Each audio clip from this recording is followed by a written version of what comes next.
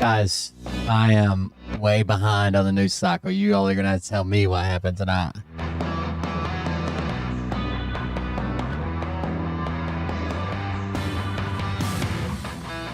Or the last 2 days, I guess. Someone stole my fucking dad's vehicles. Like, no lie. Well, I get my vehicles, right? But my dad left them to me when he passed away. Oh, hold on. I just have to reboot it. You have to give me a second.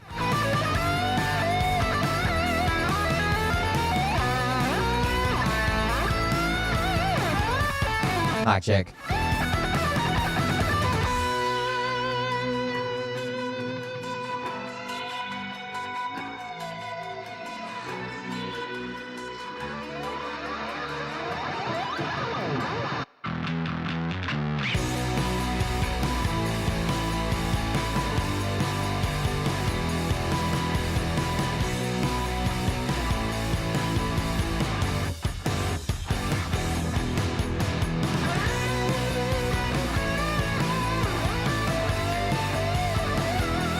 Are we back?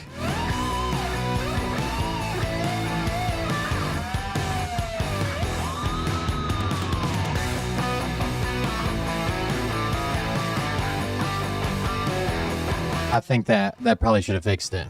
Someone stole the vehicles my dad left to me and tried to steal a vehicle that's just straight up my dad didn't even leave to me. It's just straight up fucking my vehicle. Oh, God. I may have been plotting murder last night for hours. I didn't even sleep. Born into a fire, but let them burn it out. Sell them to the richest buyer. Fucking pissed me off, dude. So bad.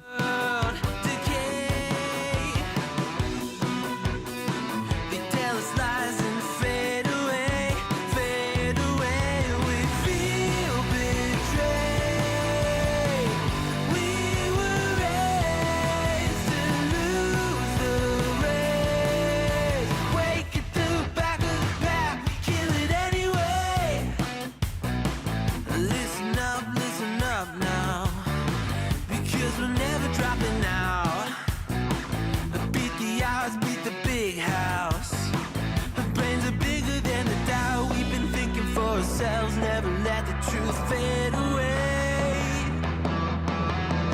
This is bigger than ourselves. We won't let the world burn away. Burn away. We feel betrayed.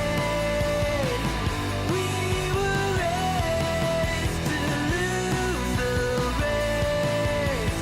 Wake it through the back of the pack. Just a second. I'm redoing my audio stuff again. Hold on.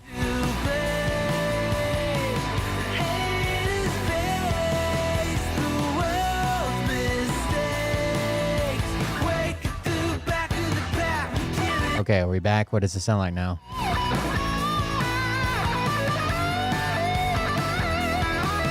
Oh, that sounds better.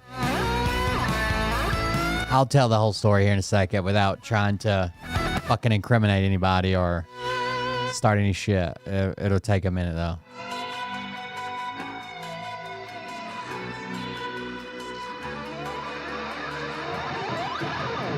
It's where I was, I had a game open earlier and I had to change a bunch of settings. I just reset everything, so. It was a game left open from 3 days ago. I haven't even been. I haven't been to the office yesterday. Fucking hunting down stolen vehicles, and to beat it all, it's an in-law family member, or used to be. I guess they've been divorced, but not still consider a family member, and they have my fucking phone number.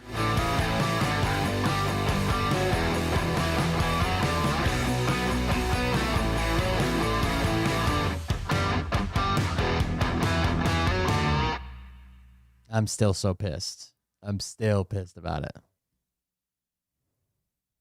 I might have to draw a diagram to explain it, but we'll get through it. Hey Daddies, it's me, the Linda Binda from TikTok. I wanted to make this video because I wanted to thank you for watching Cold Beer Confessionals with Will Bird. I think that's just incredible. I've watched a few episodes and I'm just like very intrigued. But you know what I'm most intrigued in is Big Daddy's meat stick. I heard that it's very thick, like a good old German sausage. You know, Linda and her coochie loves that. Oh, never mind. Let's not go there. Anyways, I hope you have a good show and enjoy it as you can. There's a lot of weird things that go on, especially when it comes from the realm of Linda Bindaland. So, enjoy the show. Thanks for watching. Peace out. Welcome everybody. I am Will Bird, and this is the Cold Beer Confessional. Thank you for joining us. Thank you for being here. I wasn't here last night because someone had the fucking audacity to steal my goddamn vehicles. Like, what the fuck? I'm going to try to explain this in the least complicated way, but it's going to take a diagram. Are you ready to learn something, chat? Here we go. So, I couldn't believe this, but let me get a little bit. Okay. So with a diagram, this will be easy because there's a bunch of family stuff involved. And yes, it was family that stole from me. So here is a house, right? And here is an apartment adjacent to the house. So we got a home and an apartment. Okay. This apartment was originally built for my sister. Stephanie Jmal just resubscribed for 37 months. Thank you for the resubscription. This apartment was originally built for my oldest sister and her husband back when they first got together and she got pregnant in high school. Okay, that's how long this apartment's been here. Now, through the years, both my sisters stayed there, and then when my mom and dad were disabled and older or whatever, they stayed in this apartment. So my mom and dad, mom plus dad, stayed in this apartment. The owner of this apartment, the person who owns this apartment, the homeowner, is my brother-in-law's mom. Okay? He's not my brother-in-law now. They've been divorced for like 5 years, but all my life it was my brother-in-law's mom. She is like a grandma to me, kind of. Like, she comes to family stuff and Christmases, and we used to, whatever. I like her. Okay? So technically, this isn't a blood relative that owns this home or property, but basically she is a relative. Okay? At least that's the way we treat her. Now, when my mom and dad passed away, my dad before that, when I moved, I brought a pickup truck. Pickup truck. I brought a pickup truck when I first moved, back when my mom and dad were still alive, and my dad used it for trash and to haul off stuff or whatever, but it was parked way out on the edge of the property, okay? And I let dad use it because I didn't really have the space for it. It's just a little Ranger, but it was parked way out on the edge of the property. And I was told that pickup truck could stay there until the wheels fucking rotted off of it, okay? Like, I was told by son of homeowner, so homeowner, son, which was my brother-in-law, told me I could leave this pickup truck 100 years. She didn't care, right? People used it. The battery ended up going dead. I used it and picked it up when I needed it, and then I'd park it back, whatever. Okay. Now, when my mom and dad passed away, my dad had a van that ran and drove that he wanted to go camping in. It's like a big conversion van. It's the van that I streamed from, if you've been a fan of the show for that long. It's the van that I streamed in for a little while. It runs and drives. It just had a dead battery. Okay. And my dad had an SUV. He had just bought a few months before he got sick. It had some issues with like the lower control arms, the rear suspension and stuff was just rusted out of it. And he bought it, and honestly, it was probably, those were undisclosed things that they had just painted over and sold it to him. It was probably a lemon, but the way that _NY just resubscribed for 36 months. Thank you very much. The van days, clapping hands emoji. I appreciate it. Thank you. So he had an SUV that was probably, we could have taken back to the dealership under a lemon law, but where he got sick and couldn't drive it right after he bought it and was in and out of the hospital and had to have part of his foot amputated and all that stuff, we had no idea until it was way past the, 30 to 60, 90 days. Okay. So I was actively working on this vehicle when my dad passed away, doing some suspension work. And my mother had a car. Okay. Now, that car was gone almost immediately after mom and dad passed away. Car's gone. So what we're left with is a van and an SUV. Oh, and my truck. But my truck shouldn't be an issue at all, okay? Because I was told they could stay there forever. Now, when my dad, I'll admit, 100%, this is on me. They've been there too long, okay? My dad has passed away 2 years ago. But what happened was my dad passed away. I couldn't go to the apartment. I couldn't look at the vehicles. I couldn't be around there. I wouldn't drive by there. I couldn't drive by the hospital, which is also near this area. I couldn't even go around that area without getting so fucking upset, okay, for a long-ass time. And I was told by the son and his son, which is my nephew,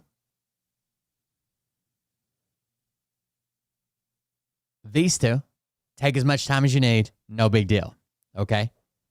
As soon as I finally got to where I was feeling better and I felt like working on the vehicles and I had to clean out this apartment of my dad's, mom and dad's, and all their stuff, and it was a lot. It was a lot emotionally. As soon as that stuff started happening, I was cleaning out this apartment. I got a battery in the van. I started working on the SUV again. Helene hit, right? So a hurricane hit, and that fucked us up, right? I didn't know if I was going to have a place to live. The campground got fucked. Everything got fucked up from Helene. Okay? I've been working at the campground fucking 15, 16-hour days, blah, blah, blah. So again, I talked to the son and the nephew of the homeowner, and they said, no problem. No problem. Take as much time as you need. It's not in our way. Don't think it's in our way. There's no way it's not going to bother. Don't even assume it's in our way. You're fine. Take as much time as you need. Now, at one time, the son of the homeowner, who I like the son. I'm not trying to down anybody. And I love my nephew. The son of the homeowner, back at a graduation party. Again, we're all family. That's why we're at my niece's graduation party together. The son of the homeowner mentions that maybe the homeowner's brother, who likes to flip cars, might be interested in purchasing one or both of the cars. And maybe even this little red car that I already got rid of, or that I moved away from there. And I talked to brother, and I said, you know what? They mean that the van in the SUV meant a lot to my dad. I want to get them back in good shape and running. And if I decide to tell them, if I decide to sell them, I'll let you know. This was back in probably May. And again, the son told me, no problem. Take as much time as you need. I know it's hard. When my dad passed away, I couldn't stand to do anything, blah, blah, blah, whatever. Right. Fine. So 4 days ago, I bought a battery for the van. Okay? The van is still there. And it started pouring the rain when I was on my way out to put the battery in it. The van runs and drives. I was just going to go put a battery in the van and drive it to where I'm at now to do some small odds and ends thing, wash it, and get it sold. Okay? So 4 days ago, I bought a battery. 2 days ago, I'm on my way to take the battery there. And my nephew texts me. I think he tried to call, but I was on the interstate. But he ends up texting me. He says, hey, call me when you can. And I'm like, no problem. I text him back. I said, no problem. I'm actually on my way to where you live, right, at this home that I've got the drawing of up to get the van. I'll talk to you when I get there. I get there, and he's like, the cars are gone. First of all, I see my truck. This truck that was parked way on the edge of the property is now pulled up here in the middle of the driveway. And I'm thinking, that's weird. I saw that before I even talked to my nephew. And I'm thinking, that's weird. I come up, and my nephew says, the cars are gone. And I'm like, what do you mean they're gone? And he's like, they're not here. And I said, they were stolen? And he says, no. Even though I've been talking to these two people and have been assured there's no problem, no problem, no problem, no problem, no problem. The homeowner, who is getting older in age and has moments, like senior moments, right? We all know what I'm talking about, right? It happens to everybody when they get older. The homeowner went out to lunch with her brother. And her brother says, are those cars still there? And she says, yes. And he says, well, I'll just come by and take them.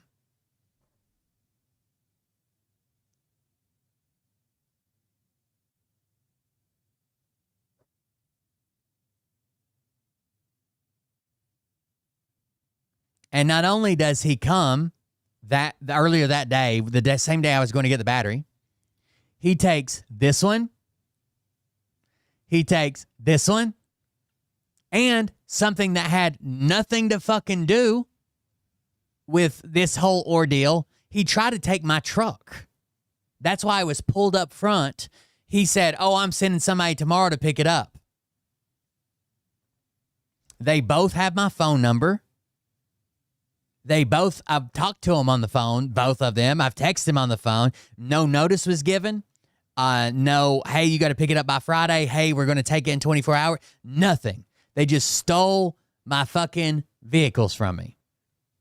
And I know exactly what that fat motherfucker was trying to do. Basically, what happens is he'll charge a tow bill and he'll charge a storage fee, which he did. I'll read the text message in a second. And then once he thinks that the tow bill plus storage fee has exceeded the fair market value, which he gets to decide, what the fair market value is, basically, then he'll file for a mechanic's lien and try to get the titles and get these vehicles for free. That's exactly what this fat piece of shit is thinking. So in a panic, I get the truck going as best I can just to get it the fuck away from there, right? And I already told him, do not come back and get the truck. I will be here with it. I will fight you over this truck. That's the first thing we're getting settled, okay? No one will be taking this truck. So I try to call him, no answer. I text him, no answer. That's the first day that it happened. I text him, no answer. I'll even tell you what I text him.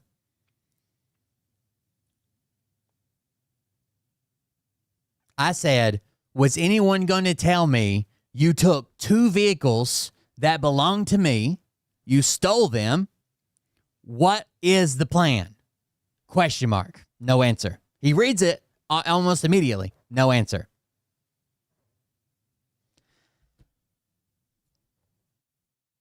I just learned that apparently he does not own a towing company. Okay, I do know he has a truck. I know he has a trailer, but I was told that he hired a towing company to do this. Now, I just learned originally that the vehicles were stored at Brother's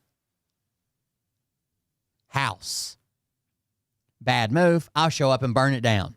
But they were originally stored at Brother's house. I guess he assumed I wasn't going to say anything because then he had them moved to a legit towing company.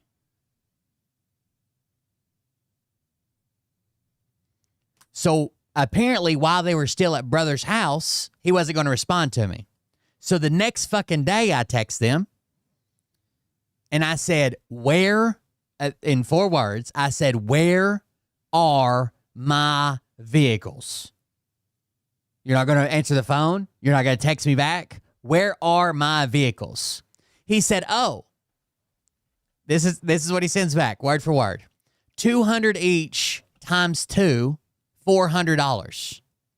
50 each times 2 day storage, $100. Total, $500. And that's all he sends. He doesn't say, oh, I took them here. Oh, I did this. Here's the amount. If you want to get them back, you're going to have to pay me this. He just sends 2 each, X2, tow, $400. 50 each, X2 a day, storage, $100. Total, $500. And I said, you fucking fat piece of shit, are you fucking shitting me? You showed up, took my shit, and now you're fucking charging me? I want you to think about this. Are you sure this is the way you wish to proceed? Question mark. No response. No response at all.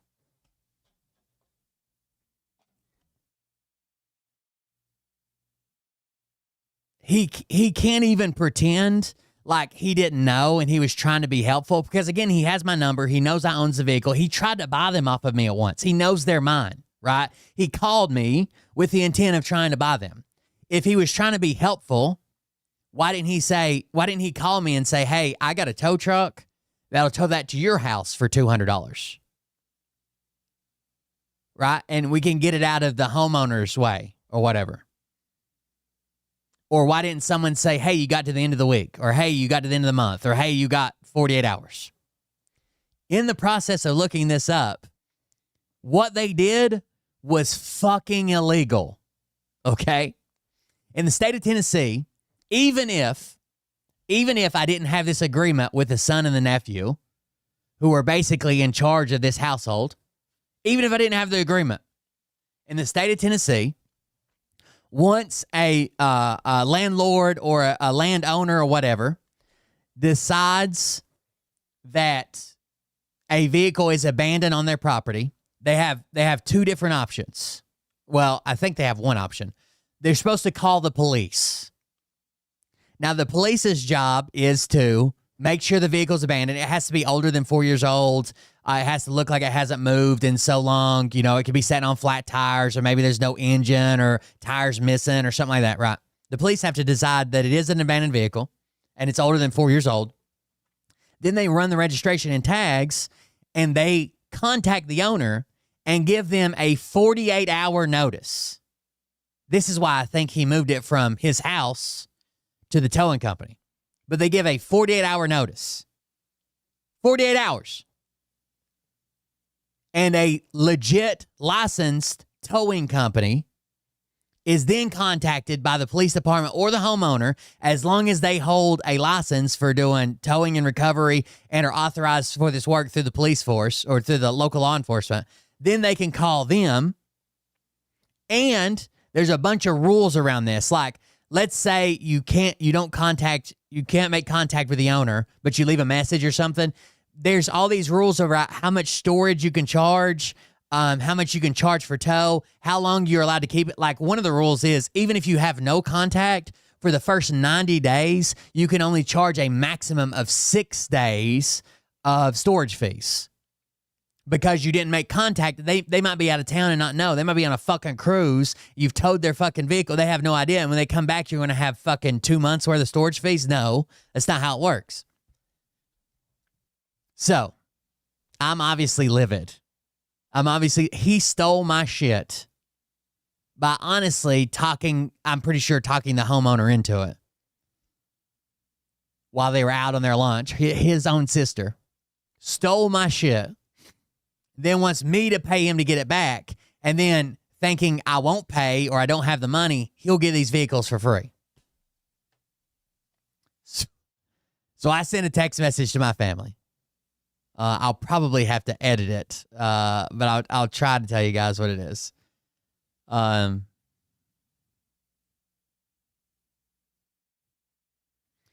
I did was send the screenshot of this, and my sister said, no, he didn't even answer you yesterday, and he's charging you for yesterday. He didn't answer or call you. I basically said, I can't read this. It's too vulgar. I basically said, I won't be giving him a dime. You all won't be giving him a dime. But I will 1,000% get even. Like, I will get my value of the vehicles out of this. I won't be paying him for my own shit. I won't be asking him to bring it back to me. I won't be asking him to tell me where it is. I won't be paying him a fucking dime. I just get even. My nephew, who's the person I feel the worst for in all this, is stuck in the middle. He's trying to talk to brother. Brother says, I won't be talking to Will anymore. No one's going to curse at me on the phone. I'm a Christian.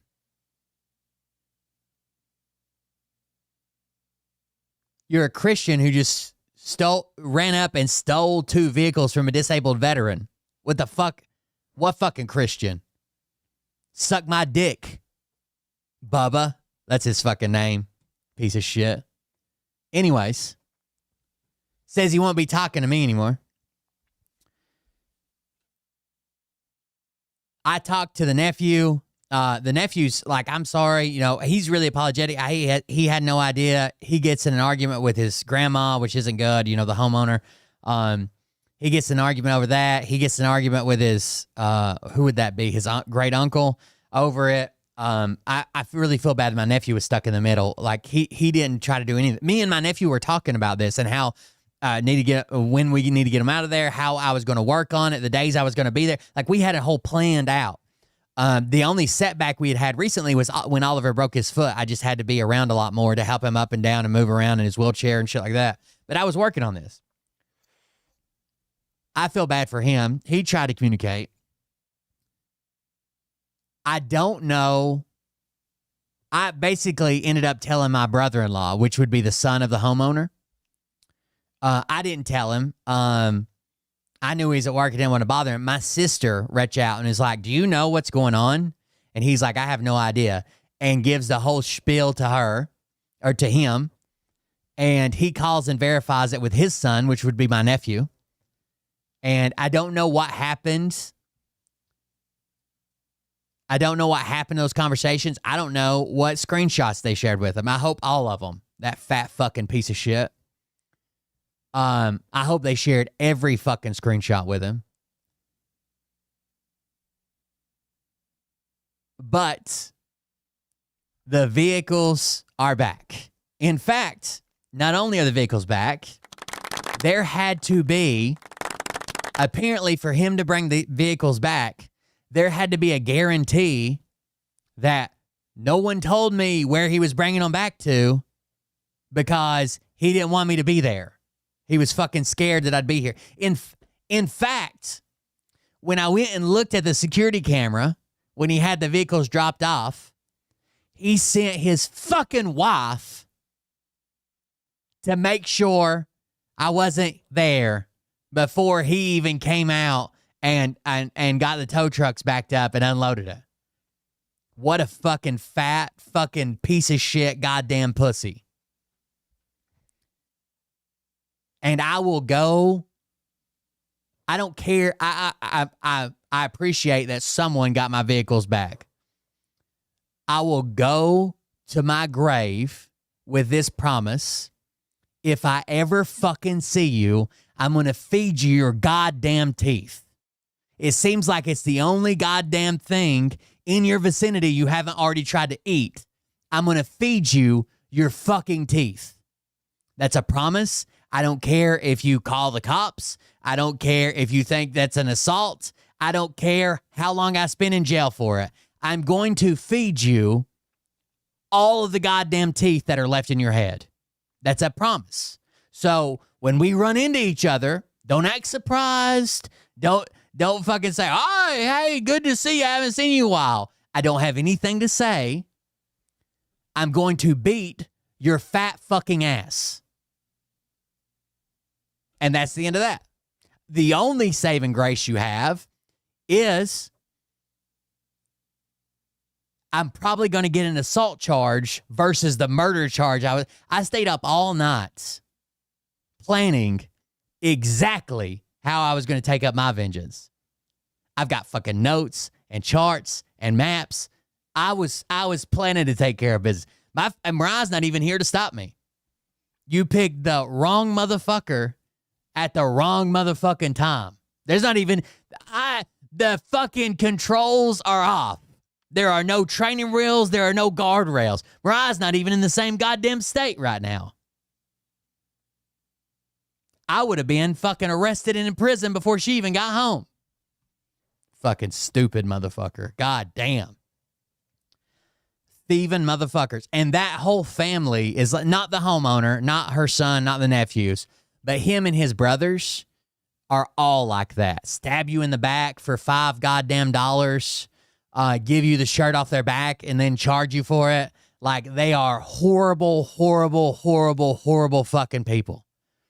I because they do the same type of work that I do, like millwright type work, I've been on jobs with them before.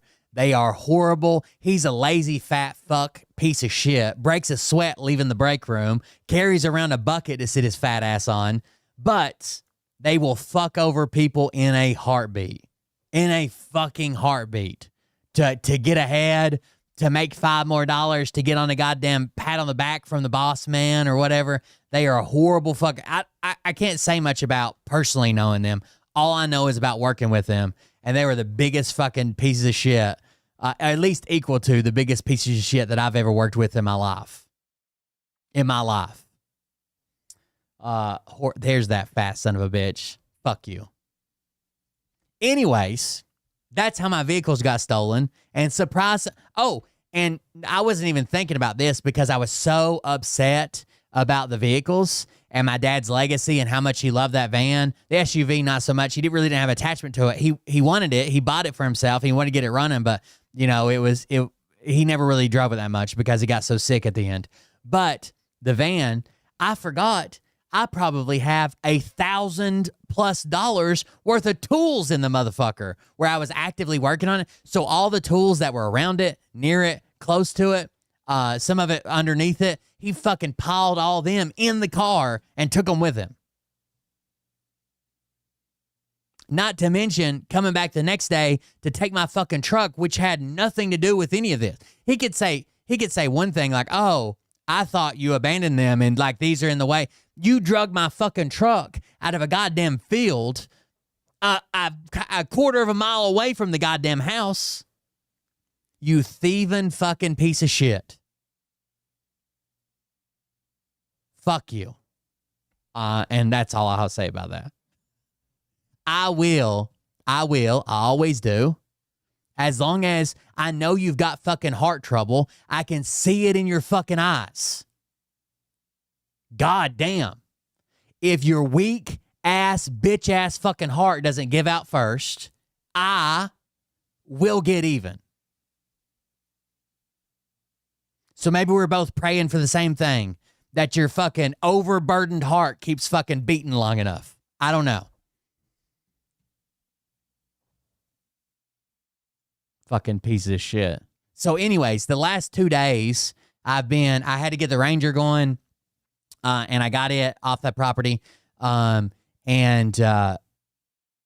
then suddenly, miraculously, all the vehicles came back with my fucking tools and shit.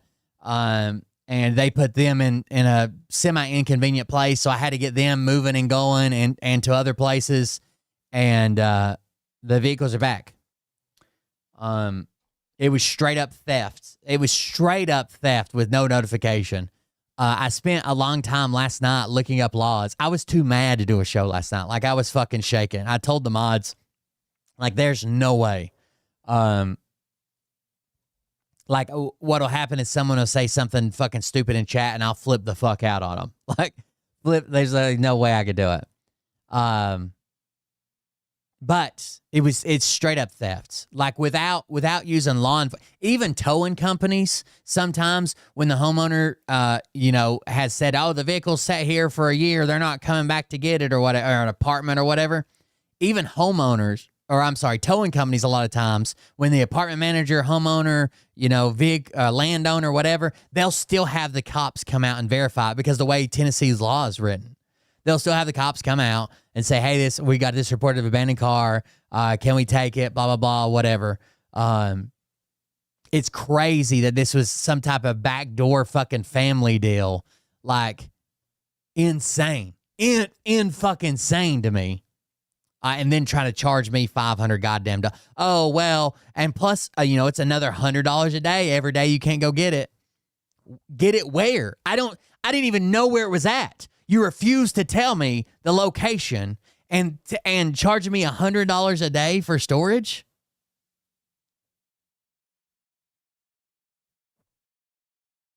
How can you charge me any dollars a day for storage if I don't know where it's at?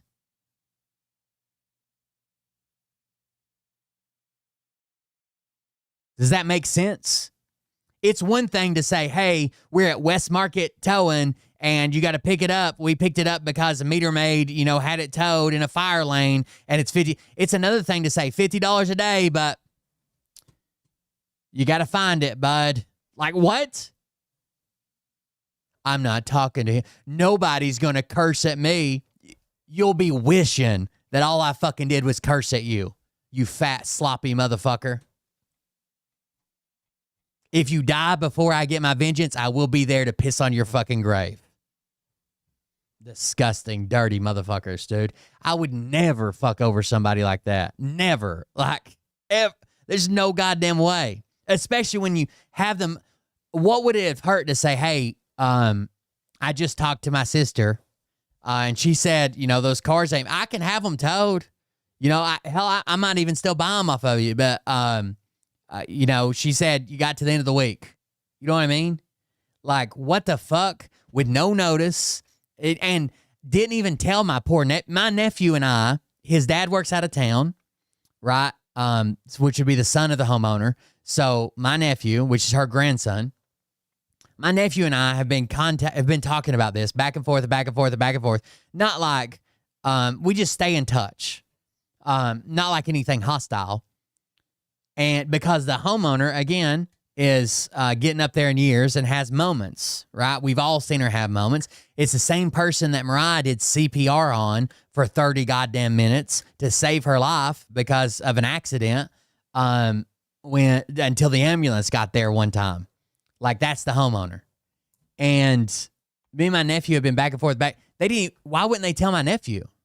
If this wasn't something shady, if this wasn't something wrong, if you didn't do anything wrong, and you're just trying to help out, which I haven't heard that story from him, but I'm sure that's what he's telling other people. Why wouldn't you tell my nephew? The person that I've been in contact with the entire fucking time about this issue. Why didn't you tell him? In fact, you came while he was at work. Seems kind of fucking dirty.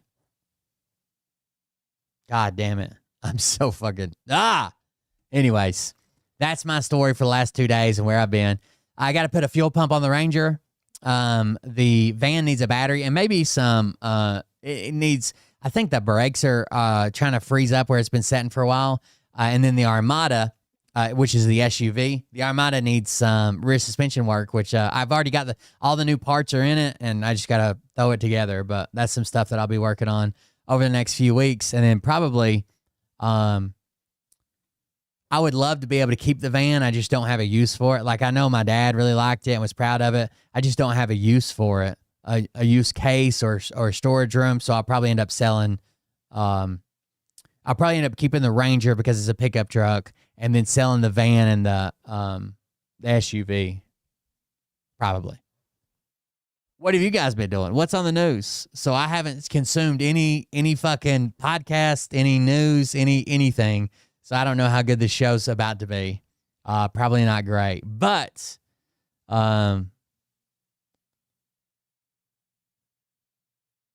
probably him. Just removed all his videos related to Mike. He already removed the download option, so I screen recorded as it was going down.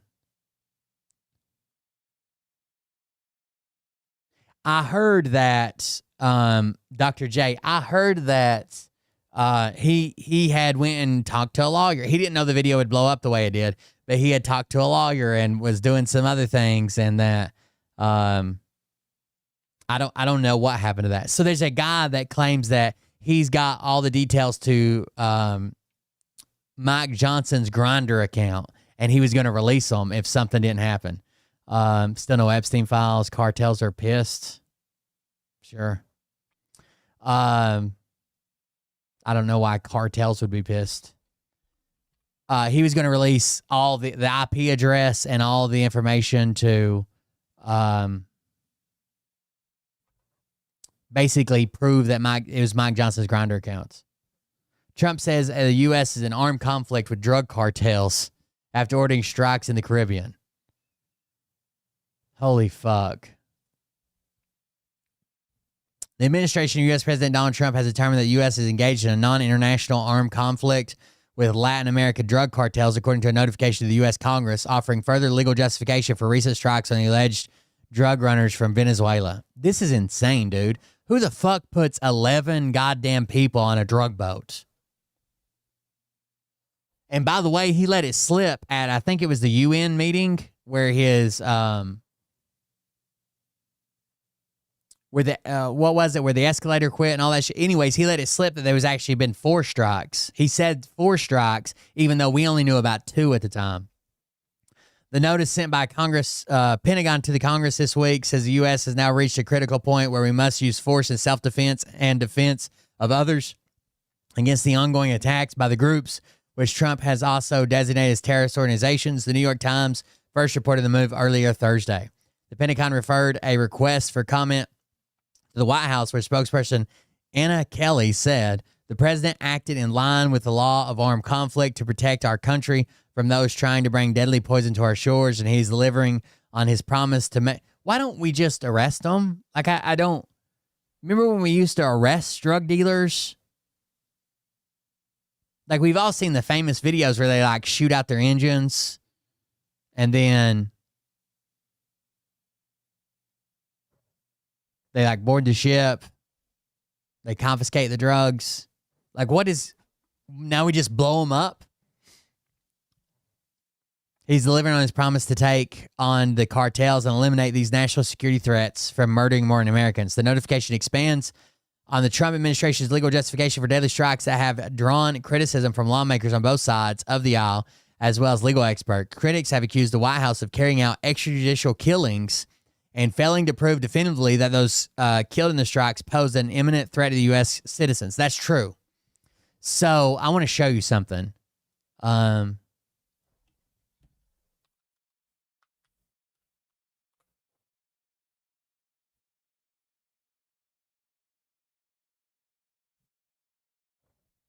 You guys watch this while I'm looking something up.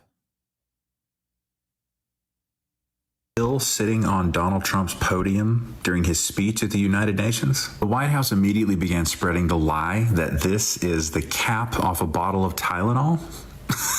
Folks, that would be an oval-shaped cap, which in the physical universe we occupy does not happen. I'm a home health physical therapist with a doctorate in my field and 14 years experience treating geriatric patients just like the president. Now that little guy right there, what is that? People that can enhance this photo can see that there's a number 20 inscribed on this thing. And judging by the surroundings, it looks to be about 13 millimeters long. Well, friends, that would be tadalafil, which is normally called Viagra. And lots of people know the typical use for tadalafil or Viagra, but Trump is not taking it for that. He's taking it for pulmonary hypertension, which is a downstream result of having congestive heart failure, which is why his legs swell like they do, and also chronic kidney disease. Don't forget, he recently had the blue pill version right in front of everybody at the U.S. Open. Folks, we're dealing with a guy who has heart and kidney issues, but it can be hidden well because he's the... It was originally, that's the only thing it was good for was vascular stuff, right? It widens blood vessels and makes them more efficient, and yeah, it'll make your dick hard, but it makes your blood flow better. That's how you get the blood flow to your dick. Of having congestive heart failure, which is why his legs swell like they do, and also chronic kidney disease. Don't forget, he recently had the blue pill version right in front of everybody at the U.S. Open. Folks, we're dealing with a guy who has heart and kidney issues, but it can be hidden well because he's the president. He has access to the best healthcare on the planet, and I'm pretty sure he still gets IV diuretics to take the pressure off of his heart and kidneys, and the IV site is on his hand, which is why it bruises and why they cover it with makeup. The reason I keep reporting on this is because the White House will continually lie about his actual health condition, because that's what they do. They lie about everything. They lie about jobs numbers, they lie about immigrants, they lie about inflation, and they're going to lie about the president's fitness to serve. And before any of you smooth-brained MAGAs come in the comments, Joe Biden was also unfit to serve, okay? The fact that we're having these conversations over and over across multiple administrations and concerning multiple congressmen tells you that we need age limits for people who can serve in elected office in this country. Donald Trump's pretty sick. As I've said before, he's got 6 to 8 months at the most. Thank you for your attention to this matter. Is that a pill? I think they'll do everything to keep him propped up like Weekend at Bernie's until past midterms. They think that's their golden ticket. When someone brings up this Venezuelan boat, remember this video, okay? How far they were away, 5 fucking fuel stops they'd have to make. So I just want to take a moment to express how absolutely ludicrous it is to make the claim that these boats coming off of Venezuela were heading for the United States. We already know where at least one of the boats was engaged by the U.S. Navy. It was off the coast of Venezuela near Trinidad and Tobago. The closest place they could get to U.S. soil is Key West, right here. So if we're just talking straight line distance from where this boat roughly was engaged to Key West, Florida, we're talking about 1,600 miles. And that's 1,600 miles. That's going through land.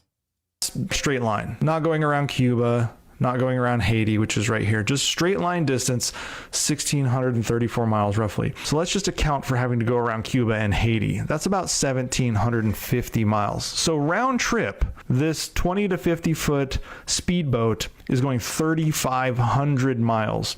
These boats go about 70 miles per hour. And that's being generous because assuming it's fully loaded down, I mean, one of them had 11 people plus. By the way, when Trump was asked where the evidence was, where like the drugs or the evidence, which is why we usually, board vessels and get the drugs, right? So we can prove that they're drug dealers. He said, oh, it's scattered all over the ocean. It blew up. Quote unquote, the drugs that were going to be in the boat with him. Plus, I honestly think this is to discourage anybody from trying to make an attempt, from immigrants trying to make it here, and to send a message to Venezuela. They're going to have to carry extra fuel, and I'll get to that in a moment. But they're having to go 3,500 miles at 70 miles per hour. That's 50 hours nonstop. You're not stopping for anything at all. If they never made a stop at all, that's 50 hours straight of driving on a boat in the middle of the ocean. Whatsoever. Not stopping to refuel. A small boat, a speed boat. You're refueling on the move. Something you'd ride in the fucking lake. You're not stopping to get any rest. You're having the drivers rotate while one sleeps. Over 48 hours, over 2 days, this is going to take you, and that is in good water. That's in good weather, no storms or anything like that. Speaking of fuel, one of these boats can go about 500 miles, and again, that's being generous because they're going to be completely weighed down by the supposed drugs they're carrying and the multiple people that are on the boat. They can go about 500 miles on a tank of gas. So that means that they'll need 7 full tanks of gas to make this work. 7 to go to Florida and back. I don't think they can carry that much gas. In fact, I know they can't carry that much gas. And some will say, well, maybe they're stopping in Haiti. Maybe they're stopping in Cuba. Maybe they're... That's all times that they could have been intercepted. If they're going to have to make all these fucking fuel stops, Why the fuck are we blowing them out of the water in open water? getting refueled again in Florida. Okay, great. All of that takes time. And now we're talking about 72 hours. We're talking about a 3-day operation here. This is getting pretty ridiculous as to the claims being made here. I mean, even at Venezuela's closest location, it's still 1,100 miles. If you drive through Cuba for part of that, you're still having to go around Cuba here or going through the middle of Cuba and Haiti right there. And furthermore, I have a broader question here. Why is Venezuela the target? Puerto Rico is unincorporated U.S. territory, but that wasn't where the drugs were going. I mean, they're not the only... It'd be silly to take... There's just not enough people to take that many drugs to fucking Puerto Rico.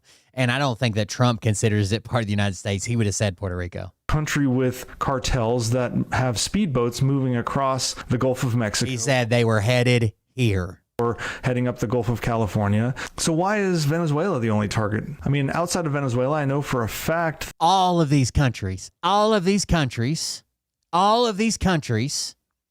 have cartel navies. We haven't struck a single one. All of these countries in South America, right here on the screen, I guess Middle America, North America, Mexico, all of these have cartel navies.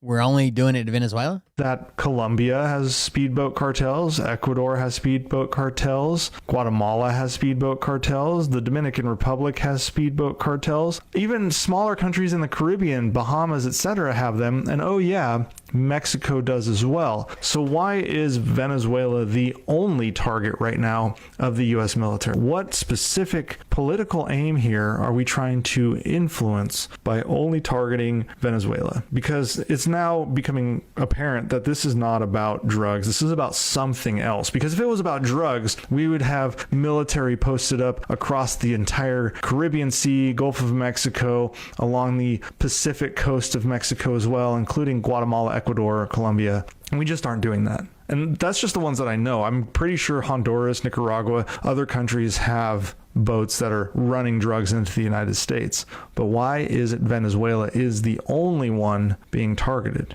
Well, it's likely a political reason having to do with Maduro, potentially having to do with bringing him to heel so that U.S. energy companies can operate in Venezuela, which have enormous oil reserves. I think that's another thing, right? He thinks, first of all, Maduro is a big issue with him. Why? Because Maduro did the exact same things Trump tried to do on January 6th, right? And he's facing charges. I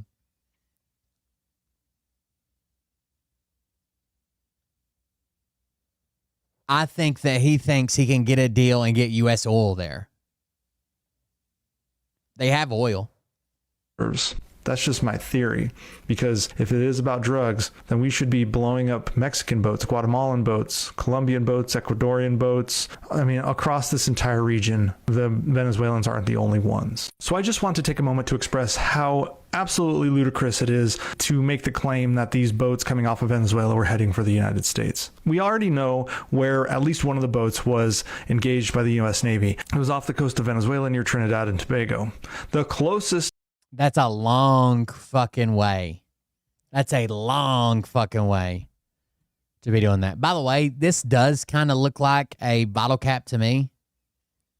I know he said that would be, if we're talking about like camera perspective and compression, it does kind of look like a bottle cap to me. I'm not saying it isn't a pill, but I could be convinced that that's a bottle cap. A small bottle cap. I don't know why it would have the number 12 on it. Is that what he said? Sitting on Donald Trump's podium during his speech at the United Nations, the White House immediately began spreading the lie that this is the cap off a bottle of Tylenol. We're looking at it at a weird forced angle that makes it look. See how my bottle cap right there looks like it's oval, but it's not. Right? It's round. But if I put it at the right angle, it looks like it's oval shaped. It doesn't work as good because it's got text on it, but still. Folks, that would be an oval-shaped cap, which in the physical universe we occupy does not happen. I'm a home health physical therapist with a doctorate in my field and 14 years experience treating geriatric patients just like the president. Now that little guy right there, what is that? People that can enhance this photo can see that there's a number 20 inscribed on this thing. And judging by the surroundings, it looks to be about 13 millimeters long. Well, friends, that would be tadalafil, which is normally called Viagra. And lots of people know the typical use for tadalafil or Viagra, but Trump is not taking it for that. He's taking it for pulmonary hypertension, which is a downstream result of having congestive heart failure, which is why his legs swell like they do, and also Congestive heart failure is basically what finally got my dad. That and the fucking dumb bitch that convinced him to stop taking his blood thinner. chronic kidney disease. Don't forget he recently had the blue pill version right in front of everybody at the U.S. Open. Folks, we're dealing with a guy who has heart and kidney issues, but it can be hidden well because he's the president. He has access to the best healthcare on the planet, and I'm pretty sure he still gets IV diuretics to take the pressure off of his heart and kidneys, and the IV site is on his hand, which is why it bruises and why they cover it with makeup. Now, the reason I keep reporting on this is because the White House will continually lie about his actual health condition because that's what they do. They lie about everything. They lie about jobs numbers. They lie about immigrants. They lie about inflation. And they're going to lie about the president's fitness to serve. And before any of you smooth-brained MAGAs come in the comments, Joe Biden was also unfit to serve, okay? The fact that we're having these conversations over and over across multiple administrations and concerning multiple congressmen tells you that we need age limits for people who can serve an elected office in this country. Donald Trump's pretty sick. As I've said before, he's got 6 to 8 months at the most. Thank you for your attention to this matter. Is that a pill sitting on Donald Trump's podium during his speech at the United Nations? The White House immediately began spreading the lie that this is the cap off a bottle of Tylenol. I think they feed him Adderall too, to be honest with you.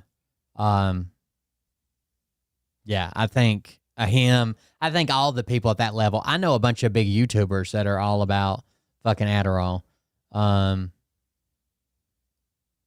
Yeah.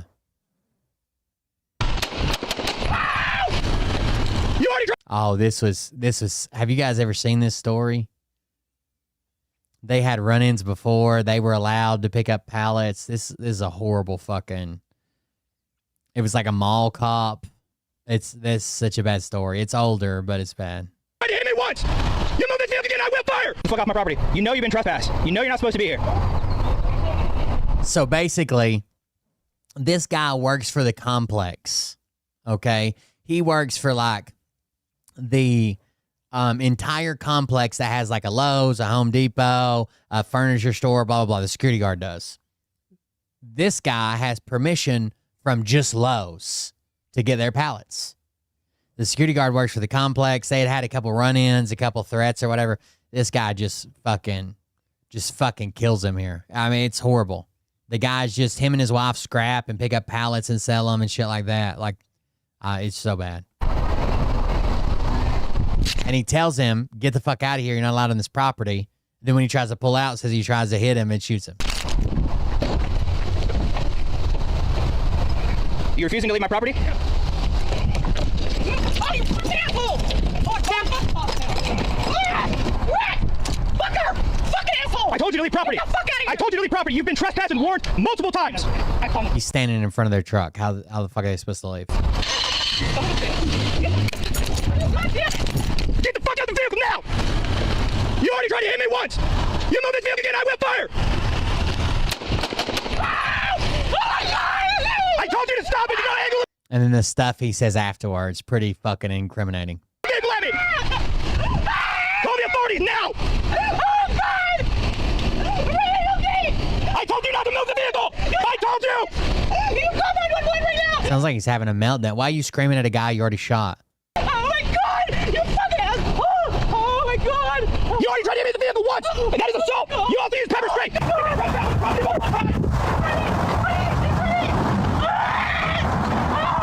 I think he does try to play him with spray him with pepper spray when he walked past the truck and the window was down suddenly. But still, it's not. All of this occurred in less than a minute after Logan turned on his body cam. In the immediate aftermath, a witness to the horrific event called 911. I think I just witnessed a killing at Lowe's. Oh, the security guard just shot my husband! Oh!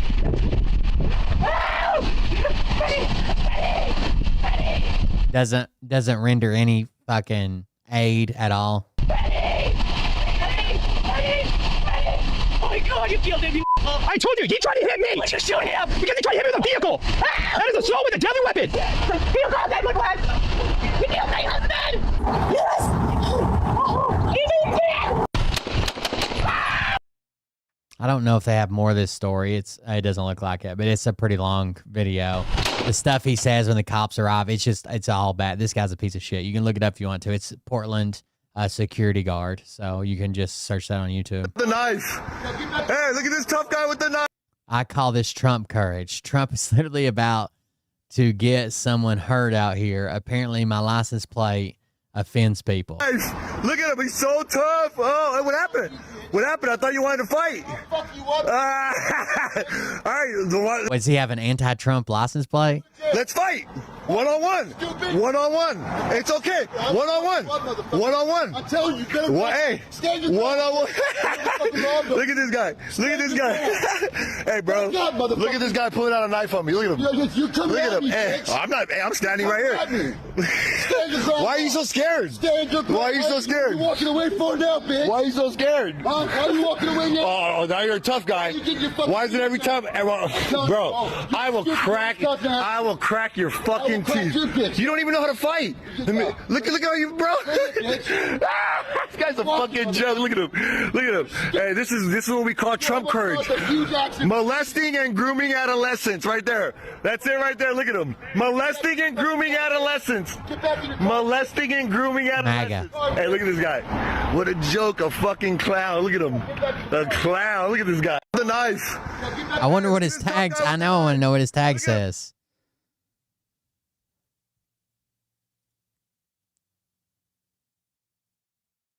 Did you guys see? I know we showed the video of the.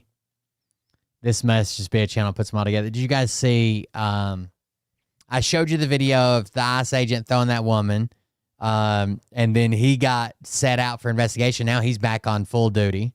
Now they're throwing reporters. Now they're fucking throwing reporters. Watch this. There have consistently been clashes now between protesters or people standing by, as you saw there. So this reporter tries to get on. Now, I don't know. They're at a courthouse. And these journalists have been told, or in the past, have been just allowed to ride the elevator with ICE, when ICE has somebody.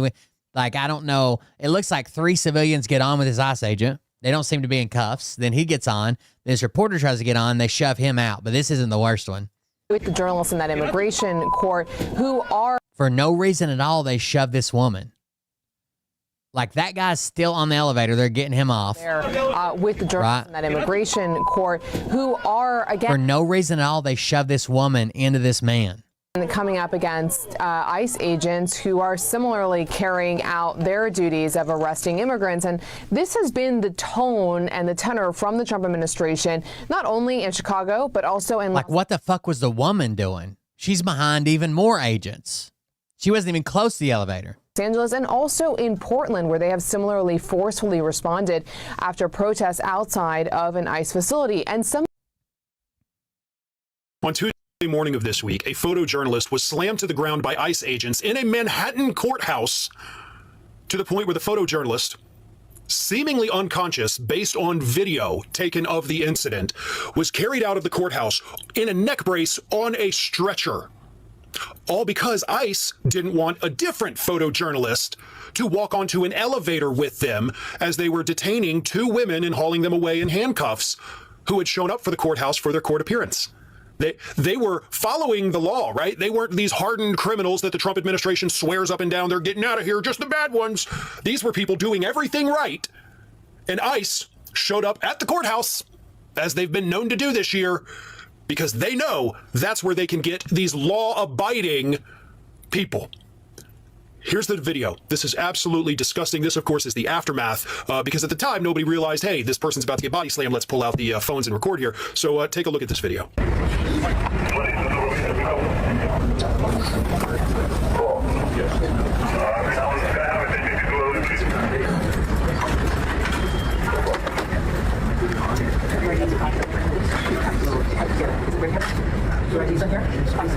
I hope he's all right. It's accountability. These ICE agents hide behind masks for this very reason. They do it so that there is less accountability. There's already very little accountability for these, whatever. I'm not even going to use the word, but they put the masks on because it makes them feel more powerful, right? You don't know who's behind this mask. You don't know what I'm capable of. I'm a big, bad federal agent getting these little old ladies out of the country after I snatched them up in the courthouse, which is really not legal, but sure, that's what they're doing. That's your big tough guys. That's your ICE agents. Slamming a journalist to the ground for documenting what happens in this country, which of course is the job of a journalist. And that individual was sent to a hospital. Several other journalists, by the way, throughout this whole event were also thrown to the ground, to the point where there's so many different names of journalists. I don't know which one is the one who was, basically taken away in the ambulance. I don't know. Because so many of them were assaulted one way or another by these ICE agents, these masked federal agents, kidnapping people from a courthouse. People who were doing everything right. And I still got them, because God forbid we have any non-white people in this country. This is the Gestapo. These are the brown shirts. These are the goose steppers. This is Donald Trump's mercenary hit squad. It's whatever you want to call it. But it's all of those horrible things wrapped into one. Assaulting journalists, kidnapping people from a courthouse, disappearing them. I told the story just a couple days ago about how most of the detainees, 2/3 of them that were down in Alligator Alcatraz or the Everglades Auschwitz, they're gone. We don't know where they are. ICE moved them, and now we can't find them. Their families can't find them. Their lawyers can't find them. These are not things that were ever supposed to be considered normal or routine or daily in the United States, not in modern times. And yet here we are. Journalists are being assaulted. U.S. citizens are being repeatedly arrested by ICE. Story came out yesterday. There was a group of people during an ICE raid snatched up that were actual citizens. They had their papers. ICE didn't want to see them. You're going with everybody else. They released them. A couple days later, these people in another raid rounded up again. Same situation. We're arresting U.S. citizens because of the way they look, because of their ethnicity. We're disappearing people off our streets, disappearing them out of courthouses, disappearing them from detention facilities, assaulting journalists, all while wearing masks so that nobody can see who these folks are. That is America. On Tuesday morning of this week, a photojournalist was slammed to the ground by ICE agents in a Manhattan courthouse. Fucking awful, dude. In a courthouse, of all places. Like... I got it. I got it if you want help. Yeah, I got it. He wasn't directly hit. He had that woman shoved into him. Yeah, if you want to help him shoot right now, and then I'll go. All right. All right, you guys good? Yeah. I got it.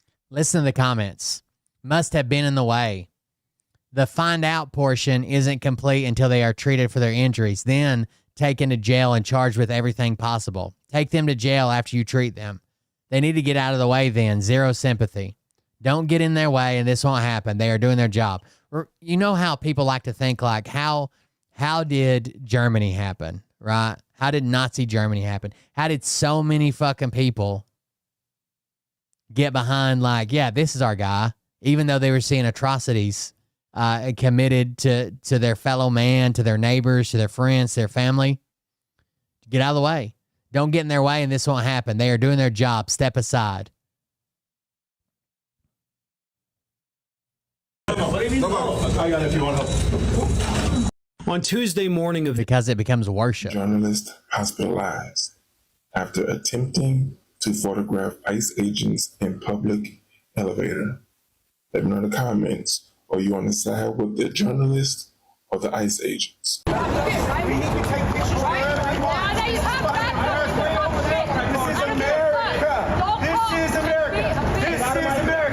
I think, is this the video you sent me, Dr. J, but from a different angle? Wasn't there a big guy in a white shirt they got a fight?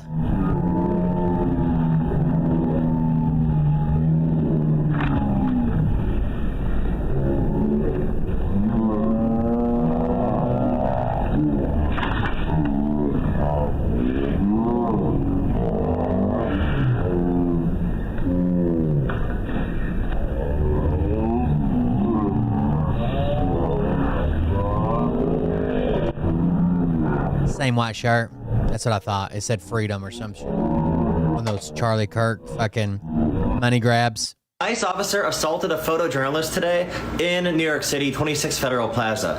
This was at an immigration court. So immigration court means someone's trying to do things through the legal process, through the right way, as conservatives always said. What they really meant was different fight, we want to beat up brown people and we want to have plausible deniability. We want to say, oh, we're not going to actually hurt anybody who's doing it the right way. We're going to go after all the criminals. They don't go after the criminals. Even the journalists are under attack. ICE agents see them and they know, I got my GIMP mask on, I can just attack this person. I can assault the press. I can assault anybody. I can assault immigrants. They can do whatever they want because the Trump admin does not hold anybody accountable. And the American people are way too comfortable with these armed, unidentified federal agents in American streets outside of courtrooms. I thought they were getting violent criminals, but no, they're attacking families trying to do things the legal right way. People showing up to court dates on their own volition are not the people we should be going after. And 80% of Americans agree. But the right-wing propaganda is so powerful, which is why we need to share this around. Please drop a like, repost this video, and follow my page. ICE officer assaulted a photojournalist today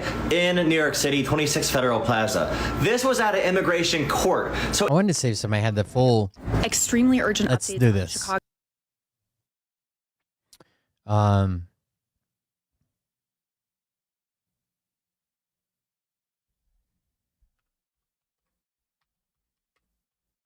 I wanted to find the full width video to where you can kind of see the woman that gets shoved for no reason.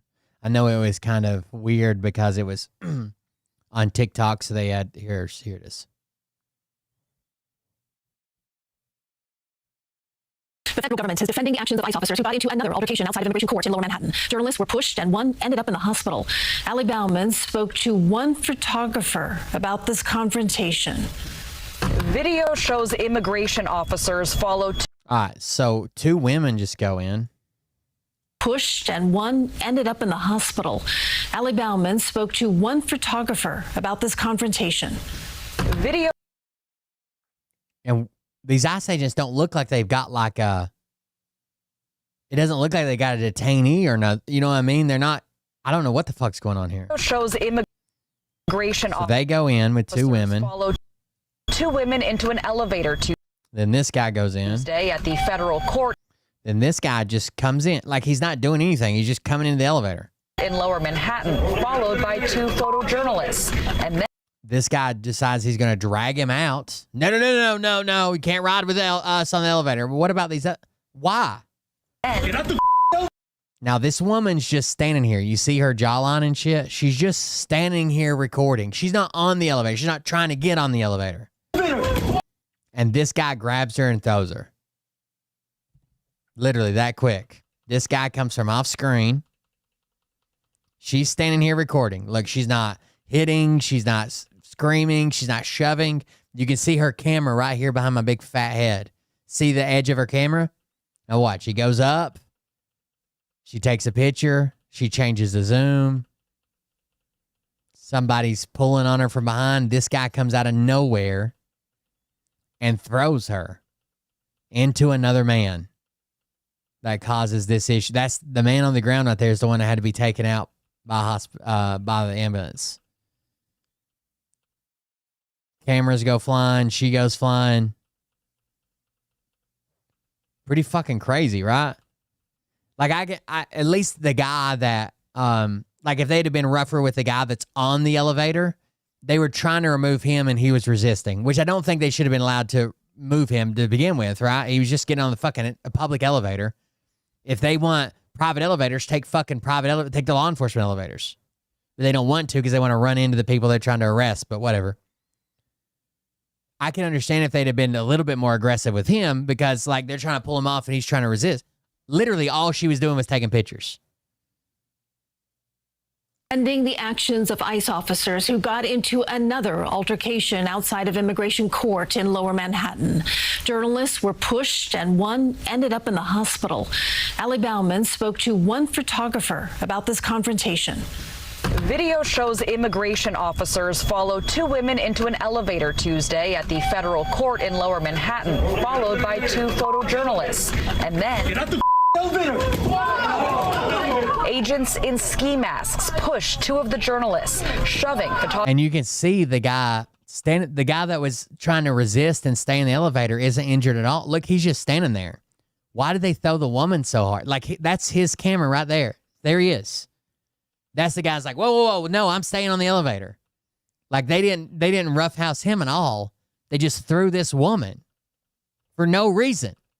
I don't even get it. Ski masks push two of the journalists, shoving photographer Olga Fedorova to the ground. It's a public elevator. We take it every day. Fedorova was documenting ICE arresting immigrants at their court hearings, as journalists are allowed to do and have done on a daily basis since the practice became routine under the Trump administration earlier this year.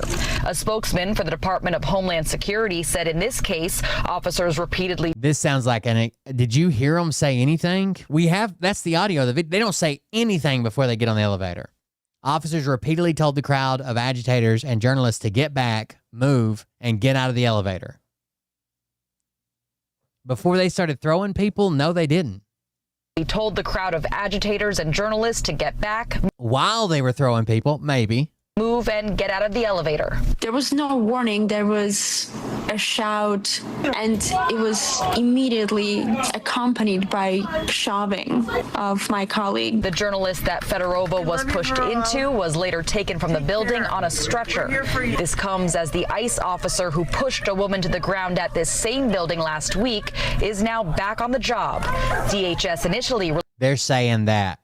Hold on, let me show you. And I brought this up the first time we watched the video. The building on a stretcher. This comes as the ICE officer... See that hand touch right there? See how she touched his arm with her hand? And I think there's one more right there. This hand touch where she lightly grazes his arm while she's speaking. They're claiming that this officer was assaulted. And that's why he was in the right.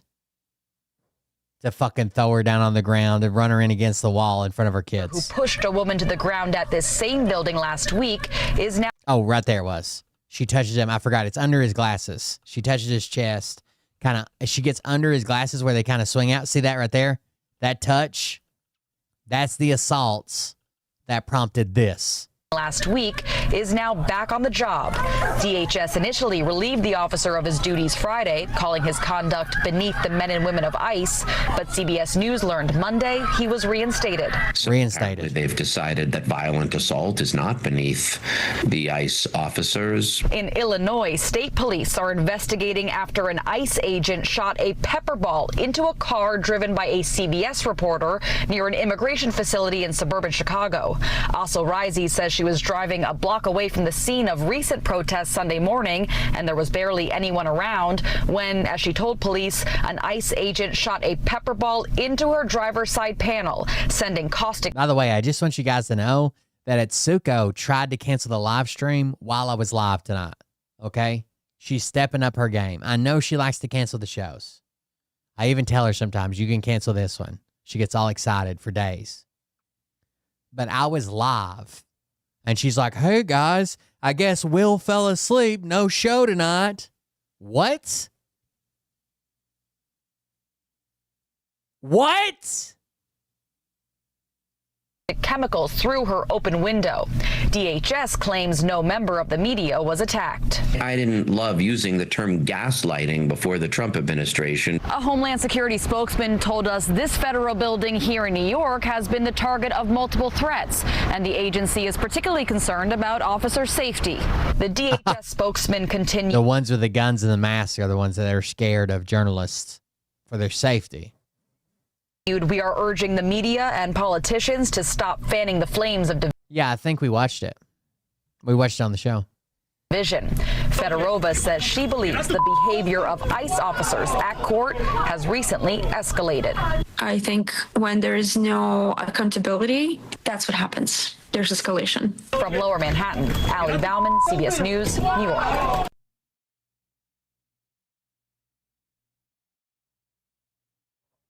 Insane, dude. That's insane, the way they're treating anybody. He was bringing the kids out, too. Had them zip tied to each other. Literally laughed. He was standing right here. He said, them kids. This is how this administration treats our citizens, our children. Earlier this week, ICE agents stormed apartments in the South Shore neighborhood of Chicago. This is a weird tactic. They're storming apartments, bringing everybody out, holding everybody in custody, and checking for warrants. White, black, brown, it doesn't matter. This woman explains that around 9 or 10 at night, she was apprehended at gunpoint by ICE agents. She explains that the ICE agents grabbed everybody and said that they're going to hold everyone, and if anyone has a warrant, even if it's unrelated to immigration, that they're going to be taken in. They just treated us like we were nothing. It was scary because I've never had a gun put in my face. They asked my name and my date of birth and asked me did I have any warrants, and I told them no, I didn't. They used budget rent-a-car trucks and military vehicles to separate kids from their parents. They were taken by gunpoint, terrorized with flashbangs. They are terrorizing children. They are terrorizing our citizens. They are hoping to create a crisis. Oh, did you guys see the leaked text messages about the soybeans in China? Allow them to grab even more power. This is unmoral. It's unethical. It's unlawful. It's un-American. Did you guys see that? Hold on. Was it Scott Bessent's phone? There's also a farmer getting a bunch of shit on TikTok right now for talking shit, voting for Trump. And then, so if you don't know what happened, we just bailed out. Is it Argentina, chat? We just bailed out, sent a shit ton of money to Argentina, $20 billion to Argentina to bail them out. As soon as we did, they dropped their fucking soybean prices. China buys all their soybeans from Argentina. Our soybean market crashes, and now we're having to subsidize our farmers. All right, this is insane. Take a look below. This is a picture of Treasury Secretary Scott Bessent being texted by the Agricultural Secretary Brooke Rollins. And in the text, she's admitting that the Trump administration is getting outmaneuvered by China, that China's outsmarted Trump, that they are now buying up all the Argentine soybeans at the expense of U.S. farmers as Trump plans to bail out Argentina. He literally just opened his phone at the right moment when a photographer was taking a picture. Billions of American tax dollars. So at least we know. Yes, Trump fucked the soybean market the first time too. That the Trump administration doesn't believe. And we knew that was coming, and still all these farmers voted for Trump. And now they're like, hold on, let me see if I can find this farmer. Well, we as farmers don't want to bail out. I'm sure that's what you're going to call it. We call it subsidies. I'm not telling you who I voted for. As soon as someone says, it don't matter who I'm not telling you. I know you judge. You voted for Trump. Just say it. Let me see if I can find this.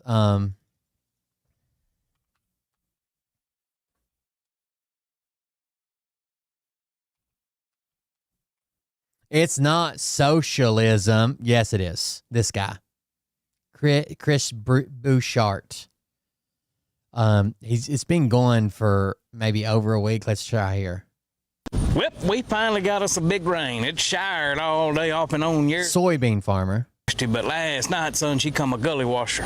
Oh, big old cloud of rain came through. I think we've got like a couple inches in the last day or two, and most of it came last night. So it ain't gonna be none of that or no bean cutting for the next couple of days. But I tell you what it's gonna be. I thought I was gonna be done with it, but I guess I'm gonna get to mow the yard at least one more time. So I guess whenever she dries up here tomorrow or next day, I get to mow the yard. And then I might get to run the paratil, a little strip tilling. And then it'll be dry enough to do a little bean cutting. But it ain't going to be none until, I don't think the rain's all the way done. All right, so that's who he is. He's a soybean farmer. Let's go next. Good morning. Got a little farming news for y'all. You may or may not know China is the United States' biggest customer for our soybean crop. We need trade deals with them pretty bad because they buy the biggest majority of our soybeans. Argentina and Brazil, down in South America, they're our biggest competitor in soybeans and corn. Sometimes they raise 2 or 3 crops of corn. They always raise a big soybean crop. But they have better weather for it usually. Argentina is a huge competitor for the longer growing season. Well, this week, Argentina lifted a tax, a commodities export tax. I don't know the exact name of what it was. They lifted a tax on exporting commodities, grains, stuff like that. Well, in 2 days' time, China made a really good business deal. They bought 84 million bushels of soybeans from Argentina. That's 30 cargo ships worth in 2 days' time. Good business move by China. Don't blame them at all there. Well, in the meantime, Argentina stopped that, put tax back on because they hit their quota. Well, last night, there was some kind of meeting. I don't know what all went down, but I know the biggest part of it that went down. The Argentina economy is pretty horrible. The peso is way below the dollar right now. They done a deal with the United States for some kind of line swap, pretty much a loan. The United States is about to send $20 billion to Argentina. Argentina is going to send $20 billion worth of their peso, which is not worth the same amount as our dollar is. So we're getting kind of the raw end of the deal on that one. And another thing about Argentina, they're not the best in the business about paying their bills back. They're kind of like your sister's boyfriend that don't got no job and don't really like to pay for nothing and rides off everybody else. That's kind of the way Argentina is. We just sent them $20 billion. All the while, they're sending tax-free China 84 million bushels of soybeans. That don't make much sense. That's kind of like wiping before you poop. Why would you help out your biggest competition and hurt yourself with your biggest customer? I don't understand the deal. I don't know what's going on. I ain't trying to make this political. I don't care what side of the aisle you're on. So the Argentina president is a Trump guy, right? The chainsaw guy, you know, and they're trying to help him out. Midterms are coming up too. Voted for Trump. If you didn't vote for Trump, even if you did, there comes a time you need to start holding people accountable. I don't understand what's going on, but they need to get their head out of the rear end and start helping out the United States and their farming economy before they go to helping South America and other farming economies. I don't know. That don't make a lot of sense to me, but hey, that's just, it bees like that sometimes. You'll have that on them big jobs, but that's the big news. China ain't bought a single bushel from the United States this year. They just bought 84 million bushels from Argentina in 2 days. And Wonder why. It's weird. It's almost like there's some type of tax or tariff or something they're upset about. The States thought it was a good idea to go ahead and loan Argentina $20 billion just so their economy can do a little bit better. Y'all tell me if I'm wrong by being a little upset or pissed off, but I hope y'all have a great day. If you don't mind, hit that little like and follow. Now listen, first comment. American farmers went to bed with MAGA and woke up needing socialism again. You know who didn't wreck the agreement between United States farmers and China? Barack Obama, Joe Biden, Kamala Harris. They didn't. You know who did twice? Trump and the Republican Party. You want it fixed between now and the next presidential election? Vote wisely.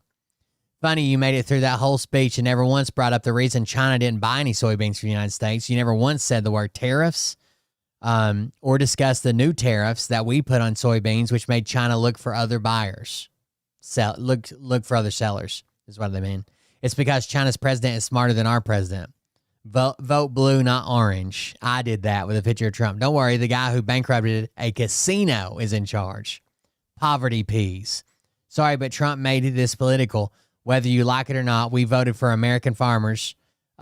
Too bad American farmers didn't vote for themselves. What do you want from us? Other than another bailout, because we are sick of doing that. We told you Trump didn't care about you. He's making America great. South America, that is. All right, next video. Good morning. We got us a little bit better news, Yersty.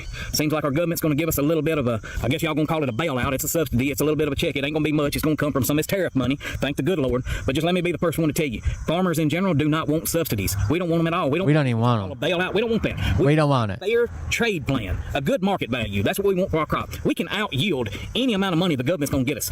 And furthermore, whatever money they give us, 75 or 80% of that is just going to slip through our hands. It's going to pay off our expenses and our inputs. Your diesel fuel, your tires, your equipment payments, your fertilizer, your seed costs, chemical costs, labor costs. It ain't like we're just going to get all these checks and just go willy-nilly buy boats and houses and stuff. That'd be a good idea, but it ain't that kind of money. It ain't that big of dollars. We can out-yield it. We can make way more money if they'll just get us a good farm bill and get us a good trade plan, which I don't know what's coming in the future. This might all be worth it in the end. That's just what it goes. Might be worth it. And I'm not talking right side of the aisle, left side of the aisle. I don't know what's going on up there. I feel like we're going to get us some kind of little subsidy, a bailout as everybody calls it, and I know y'all are going to be all up in my comments. That's all right, I can take it. Maybe it ain't that big a deal. But I just want y'all to know, we don't want the subsidy. Yeah, we're going to take it because we need any help we can get, or we're going broke. And when a farmer goes under, if you live in a rural community, when farmers start taking a big hit and going broke, that trickles down into all your small businesses, all your little boutiques, tire shops, grocery stores, gas stations. When we get hit, y'all get hit in these rural areas. I hope y'all having a great day. We don't want the subsidies. Get off my back. And y'all get after it, baby. Good morning. We got us a little bit better news, Yersty. Seems like our government's going to give us a little bit of a, I guess y'all going to call it a bailout. It's a subsidy. It's a little bit of a check. I didn't even say who I voted for. It's none of your business. Who you think he voted for?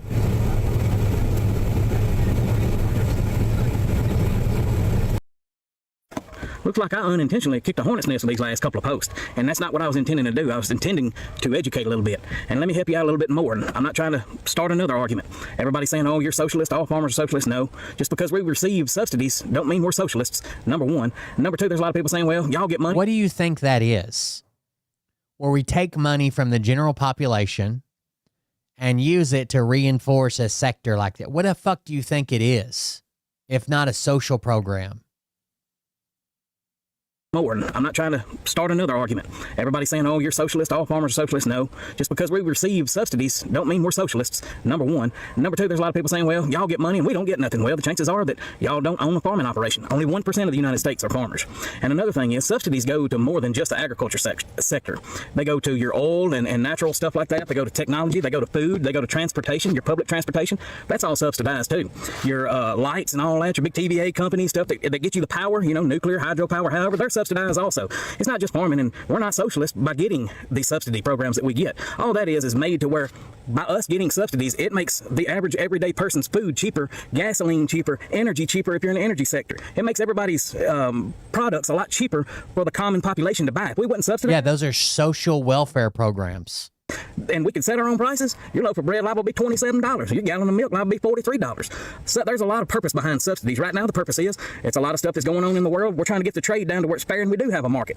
Love him, hate him, whatever. He's just trying to get it to where it's fair for all parties involved and do what's best for us. So in doing that, Trump knew that it was going to put a hurting on the farmers, and he knew that it was because of some of the stuff he's doing with these trade negotiations. So he said, hey, I'm going to give y'all a little bit of money just to stop the bleeding a little bit. I know you're hurting. We got to have you. That's the reason we're getting subsidies. We don't get them every year. This is not an every year thing, and it's not a big money thing either. I mean, it looks big to somebody that's not in the industry, but really and truly, they're not large payouts as to what we're having to pay for input costs, labor costs, and fuel costs. But just remember, we're not socialists, and I don't care what side of the aisle you're on. We're trying to get through this all better and together, buddy. We're not socialists. We're just accepting this social welfare money. Just remember, it's not just agriculture. Transportation is subsidized, food is subsidized, your oil is subsidized. Now it's Suko's claiming her phone's been hacked. Okay. Technology sector, it's subsidized too. It's not just us. I hope everybody has a great day. If you don't mind, hit that like. Yes. For social programs, I don't believe that we should go to full, but you have to admit that social programs already exist and they're good, especially for the wealthiest nation at the wealthiest point in time in the entire universe. I sure would appreciate it. Y'all get after it, baby. Looks like I don't know if heaven's got big tall fire. But he don't want to tell people who he voted for. It's not about politics. Good morning. Time to surface everything up, fill it up full of diesel fuel, blow everything off, grease everything, get ready for the day. We're about 3/4 of the way with the harvest. Hopefully we can get a few more acres knocked out today. We'll see. Putting some of that cherry diesel in it. It is. I'm not saying it isn't hard to be a farmer, and I'm not saying there shouldn't be a safety net. There should. But these people overwhelmingly vote for the people that kneecap them every fucking time. And when they're making money, they'll be like, free market, I sell my blah, blah, blah, blah, blah. But when they're not making money, well, we need a little bit of a bailout because if we disappear, what's going to happen?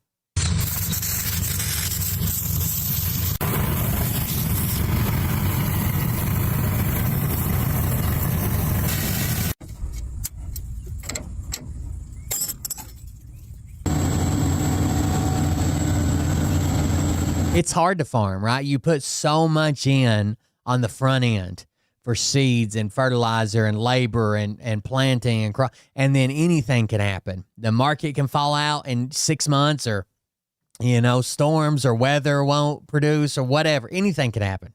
There should be a safety net for these people, but they should admit that in a heartbeat, the right wing's choking off their ability to make any money every goddamn time they turn around. Old son, moving fields. Y'all see all that little fine dust and them little hairs right there? All over up here? Well, it comes from that big unit down there. We like to call that vitamins and minerals. They're really healthy for you. Make you do better, son. Make you do real good.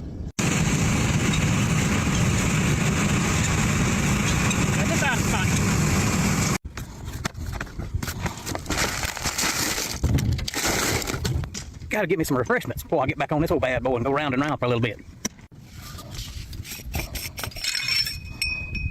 Yep.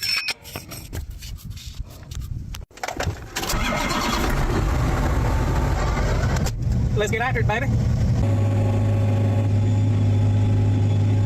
Slow and steady, baby, slow and steady. Done with that for a little bit, gotta run back to the bean field. Chris said the combine's losing a few beans, so we gotta figure that out. Losing beans is losing dollars. This ain't the year to be losing dollars. Well, we found a problem. We have one section of screen where your fan blows up through and fills up a little bit, blows the beans out overriding. We have to take every dead gum cover and shield off and everything. We got it though. I promise. We got it. She's gonna be back rolling no time. Well, that's a wrap on tonight. I'm gonna get little fella out of here. He done went smooth to sleep on me. I hope y'all had a great day. If y'all mind hit that like, follow, and all that good jazz over there. Y'all get after it, baby. Good morning. We spraying these. Morning. Gotta run to John Deere real quick, get us a shoe auger bearing. Then we gotta run to the chemical company and get a little purple passion. I got a few of these later planted beans that are still a little bit green. We're gonna spray around some edges and get them ready, so when the rest of the field is ready, they be ready too. We're gonna get after it, baby. All them famous singers do wardrobe changes. Well, I'm doing a truck change. I'm doing a truck swap, so I spray a few of these beans down. No wardrobe change, just a old truck change. Got her filled up? He seems way too concerned. If he's struggling that bad, he seems way too concerned with making TikTok videos. Now back for another truck swap. Oh, y'all talking about an oldie but goodie. This song gonna right here make you do right. Don't know about that slow burn, baby. Plot twist. Grain cart driver. Jack all trades, son. Master of none. All right, got that moved over. Now we just gotta go get 1 or 2 more trucks. Then we're gonna be able to get into this field of beans. Y'all check this out. Good looking field of beans, ain't it? Don't let it fool you though. Look right here. This is what they got in it. 2. All right, time to hook her up. Oh, mama sitting there just idling, just waiting to gather up these beans. Hook her up and let her roll, baby.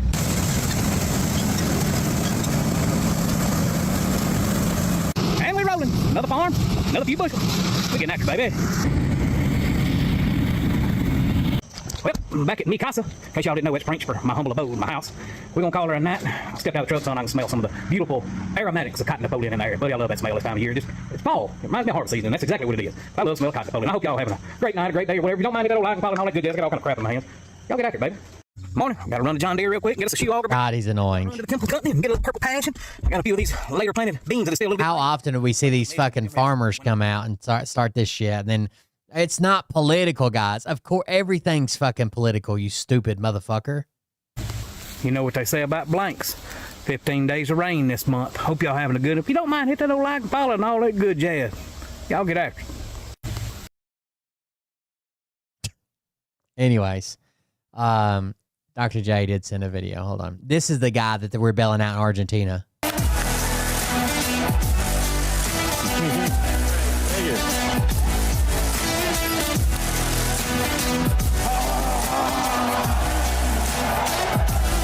This is the chainsaw for bureaucracy. Chainsaw! The guy who gave him the chainsaw, who brought the chainsaw to this whole thing, is the guy we're having to bail out in Argentina.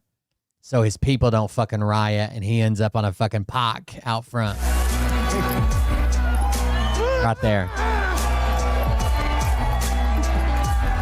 That's real good friends with Trump. That's why they're getting a $20 billion bailout. Trump doesn't have many people that'll co-sign everything he does in government leadership, right? Most of them might agree with him in the Oval Office or whatever and talk shit about him when he's doing shitty things. Try to get their deal done, but be honest, this guy is a cocksucker 101. All right. I love it. Mr. President, thank you so much. All right. Thank you. Thank you, sir. Nice to meet you. I love it. We love it. That $2 trillion are going to get cut out of that budget, remember? We love it. I don't know how you can look at Doge as anything other than a gigantic fucking failure.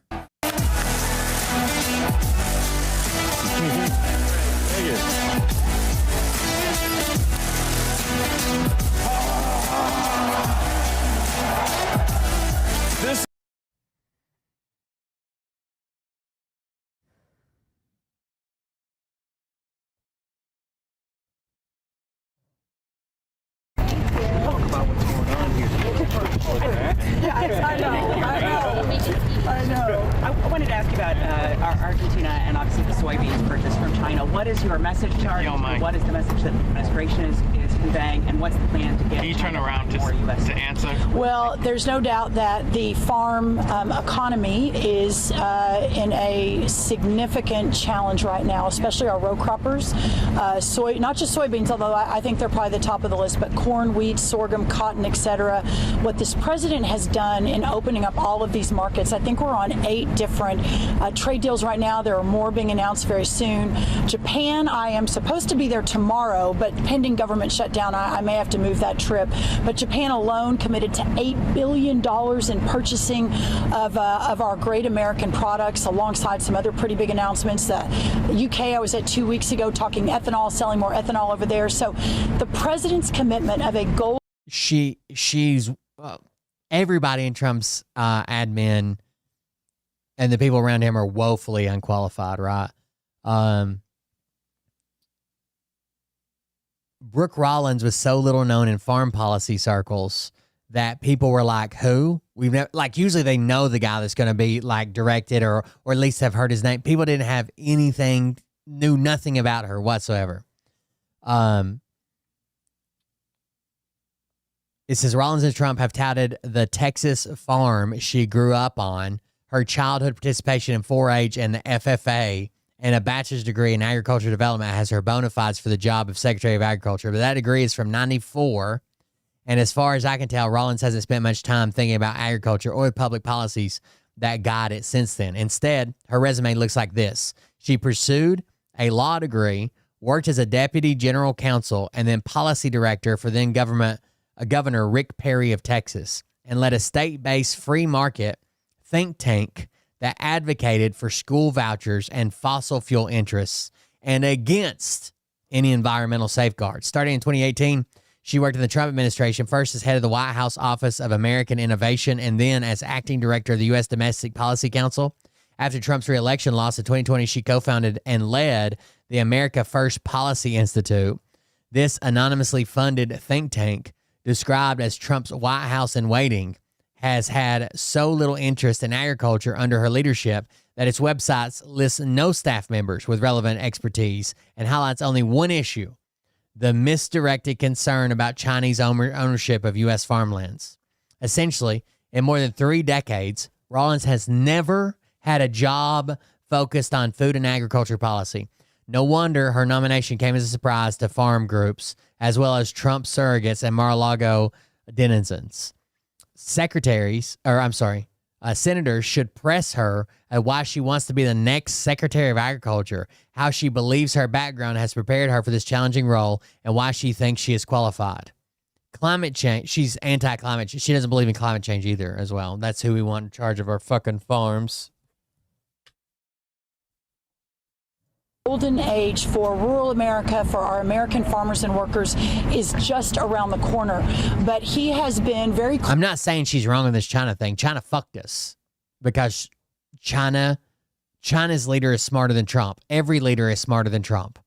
But they wouldn't have fucked us. They would have just bought their normal goddamn soybeans if Trump didn't have these tariffs on them. Whatever.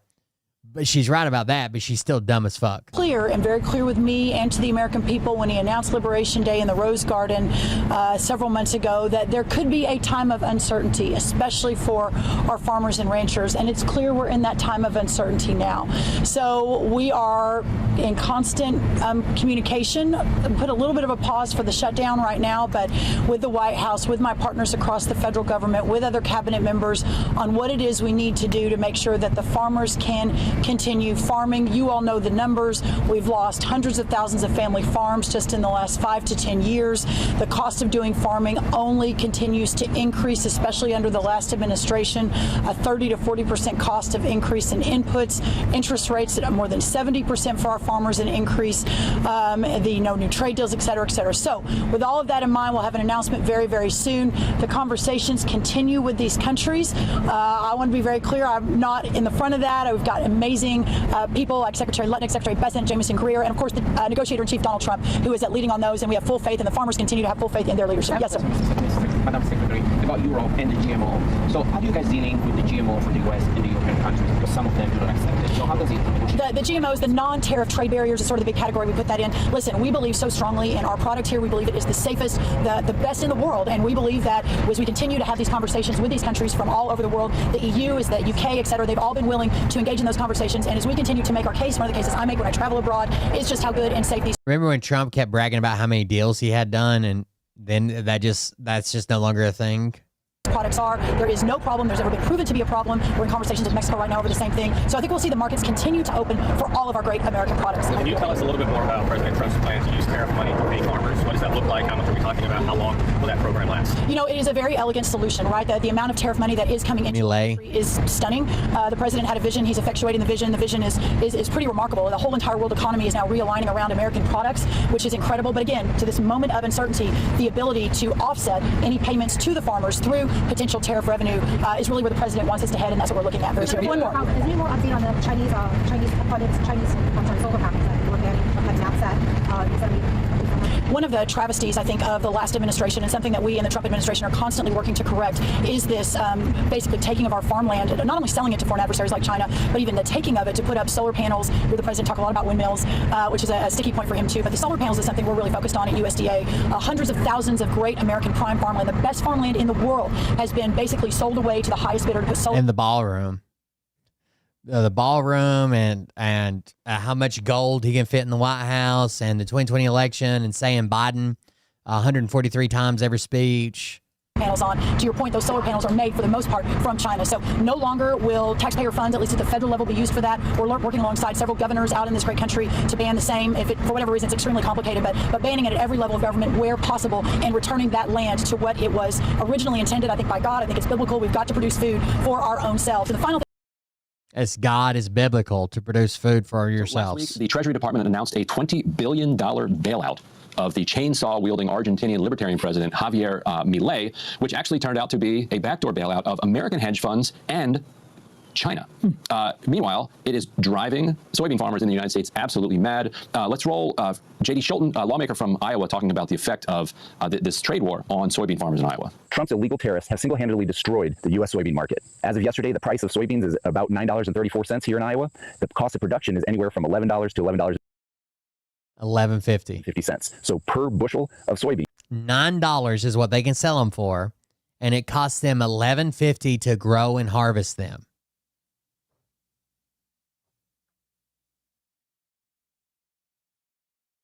That's a bad fucking market.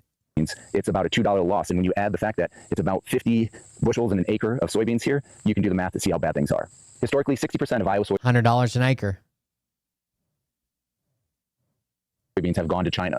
With Trump's trade wars from his first administration, the U.S. has become an unreliable supplier. So instead of these soybeans going to China, it's soybeans. $100 an acre in losses. They've already invested all the money in seed and fuel. A lot of them sign contracts where they don't pay till at the end, but they've still got that debt coming. That's why you have the stereotype of a farmer committing a suicide, right? Because they have all these bills coming due at the end of the season when they're supposed to be selling all their crops. Beans from South America, like places like Brazil and Argentina. That leads to more grains going to be left in the bin, which means to oversupply, which means to lower prices. So here's what we need to do. We need to demand trade, not aid. Farmers don't want to bail out. They want markets. The second thing we need to do is push for competition, both on the market side and especially on the input side with seed and fertilizer costs. By the way, again, I'm for farm subsidies. I think that's a good deal. I think the safety net is great. I think that's something we should have, and we should keep our farmers. I just saw a farmer the other day that was getting a fucking bailout subsidy check, and this motherfucker owns a $180,000 custom pulling tractor. Is that who the subsidies should be going to? I wish we'd go back to small local farmers, right? And even give more money if you're like an individual guy who wants to raise fucking, 20 head of cattle on your grandpa's land. I think you should get a higher amount than these well-established people who are famous fucking drag racers and shit. What the fuck? All right, so that's J.D. Schulten, Iowa Democratic lawmaker. He's actually a former minor league pitcher. Really? Yeah, and he's a big antitrust guy. But you don't have to take it from the populist left. Chuck Grassley, if you want to call him a populist, I don't know, Iowa senator, had one of his classic no punctuation random caps tweets where he says, farmers very upset about Argentina selling soybeans to China right after USA bailout, still zero USA soybeans sold to China. Meanwhile, China is still hitting USA with 20% retaliatory tariff. Need China trade deal now. Farmers need markets to boost farm economy. He still uses number 2 because he doesn't know that you can actually just tweet past the one, probably didn't know about the 140 character limit. So basically, what's going on is that, as J.D. Schulten said there, China buys more than half of Iowa's soybeans every year. In 2017-18, Trump started a trade war with China, and China retaliated by, at the time, building a relationship with a bunch of Brazilian soy farmers.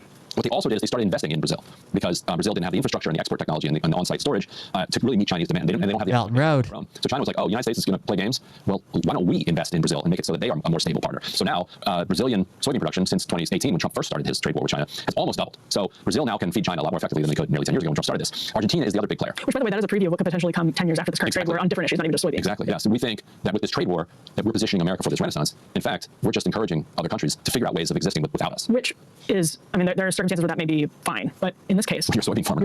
Right, exactly. And I think, Grant, it speaks to the level of strategy that's actually at play, as opposed to just like slapping crazy numbers out there or on different countries, slapping these numbers on there. But like, there was obviously not a lot of thought about what was happening with Argentina and soybeans when the bailout happened. It was hedge fund guys are freaking out, and we like Milei. It wasn't, oh, what are they going to turn around and do? It is almost double. So in 2016, when Trump took office, it was at 35.15, and now it's almost at 6,000. These are millions of bushels. And the acreage have almost doubled too. It was at 79. Now it's up to 112 acreage in millions of acres. Soybeans in China. And I think that's actually an important insight into the process. Yeah, exactly. And in a moment, we'll be joined by Joe Vastovic from the Grain Markets and Other Stuff podcast, which I love that. And that's just still, that doesn't count this year. podcast in the world on planet Earth. Love it. Gotta love that. So they'll talk to us about what the effects have been on the grain market. But yes, the hedge funds, and Scott Bessent, former hedge fund guy. Are you ever a former hedge fund guy? Exactly. American hedge funds, when Milei was elected, were like, oh, this is great. We're going long on Argentina because Milei is going to do the thing we love. He's going to brutalize the unions and poor and cut the government spending. And as a result, foreign capital is going to flow into Argentina and the economy is going to grow. So they put all their chips in on Argentina doing great. Instead, what everybody else predicted is what happened. The economy further deteriorated and fell apart. And so now these hedge funds were looking at huge losses on their stupid bets. Turns out they were smart because they got the economics wrong, but they got the politics right. And Bessent is coming in and bailing out all of these hedge funds now. At the same time that Argentina is getting this $20 billion bailout, they announced that they are cutting their export tariffs for soybeans, which slashes the cost of soybeans, and China instantly buys enormous amounts of Argentinian soybeans. But don't take it from me, because who wants to believe me? So Agriculture Secretary Brooke Rollins, Trump's Ag Secretary, texts Scott Bessent and somebody named JG. And we know this because a photographer... Jameson Greer. I think it's Jeffrey Goldberg. He is in the chats. He's still getting in the chats. Probably USTR. Probably Jameson Greer, the U.S. Trade Representative. That would make a lot of sense. But making sense is not always what drives these things. So let's just pretend it's Jeffrey Goldberg. I actually texted Jeffrey Goldberg yesterday. I was like, look, you're still in these chats. He did not respond, so maybe he is. So anyway, she texts Scott Bessent and JG, which we assume is Greer. And so she writes, so this is Bessent getting lit up in the meeting and letting somebody photograph it. An Associated Press photographer got a snap of his phone. So the text says, I'm getting more intel. This is book to Bessent, JG. I'm getting more intel, but this is highly unfortunate. We bailed out Argentina yesterday, parentheses Bessent. Yeah. So just to him. So that James Greer doesn't catch any, or Jeffrey Goldberg doesn't catch any strays in this text message chain. And in return, the Argentines removed their export tariffs on grains, reducing their price, and sold a bunch of soybeans to China at a time when we would normally be selling to China. Soy prices dropping further because of it. This gives China more leverage on us. On a plane, but Scott, I can call you when I land. Did nobody think about this? It's a rhetorical question. No, clearly nobody thought, because they don't care. The hedge fund guys were looking at losses. And Bessent said in his public statement when he made the bailout that the reason he was doing it is that Milei has an upcoming important election, and he wants Milei to win the election because then that will bring more investment into Argentina. So he is out loud saying that the United States is using American taxpayer money to intervene in Argentina's election. Saying it out loud. And to undermine then American soybean farmers. We have a lot of different. I have a lot of questions for our guests about Matt Stoller's analysis of this and what the Trump administration is doing to help, like maybe assuage concerns of. That's insane, dude. Ag industry overall. Well, we want that guy to win his election, so he better send $20 billion down there. Just outright saying it. Like, I understand us as a country, we do that all the time, but just coming out and fucking saying that's the reason we're doing it. That is the text message is such a great insight into the illusion of grand strategy, right? And again, geopolitically, what you call it, very unfortunate, highly unfortunate. Geopolitically, it's not like flood, right? Argentina is, from the Trump administration's perspective, geopolitically a very important ally. When you have Venezuela, when you have Colombia, and what are perceived of like anti-American administrations, especially like as we've covered before, the pink wave taking over some of those countries, they want to keep Argentina happy, obviously, because they want to have that what would we even call it, like a bastion of pro-American allyship in a big country in the middle of South America. So geopolitically, you see where they're coming from, like why they're doing what they're doing. But obviously, they didn't even. Argentina would take the bailout if the condition was soybean. Like if the condition was not selling, was not undercutting American. You can't screw us. Yes, they would take the bailout. We didn't even think to ask them not to screw us because we don't care. But also, can you imagine if Democrats had this type of solidarity instead of viciousness towards South and Central America? If Biden had offered a $20 billion line of credit to, instead of sanctioning Nicaragua, Venezuela, and Cuba, you would not have had the migration crisis. Like Biden drove the migration crisis with his policies towards Central America, Venezuela, and Cuba, which then helped bring Trump back to power.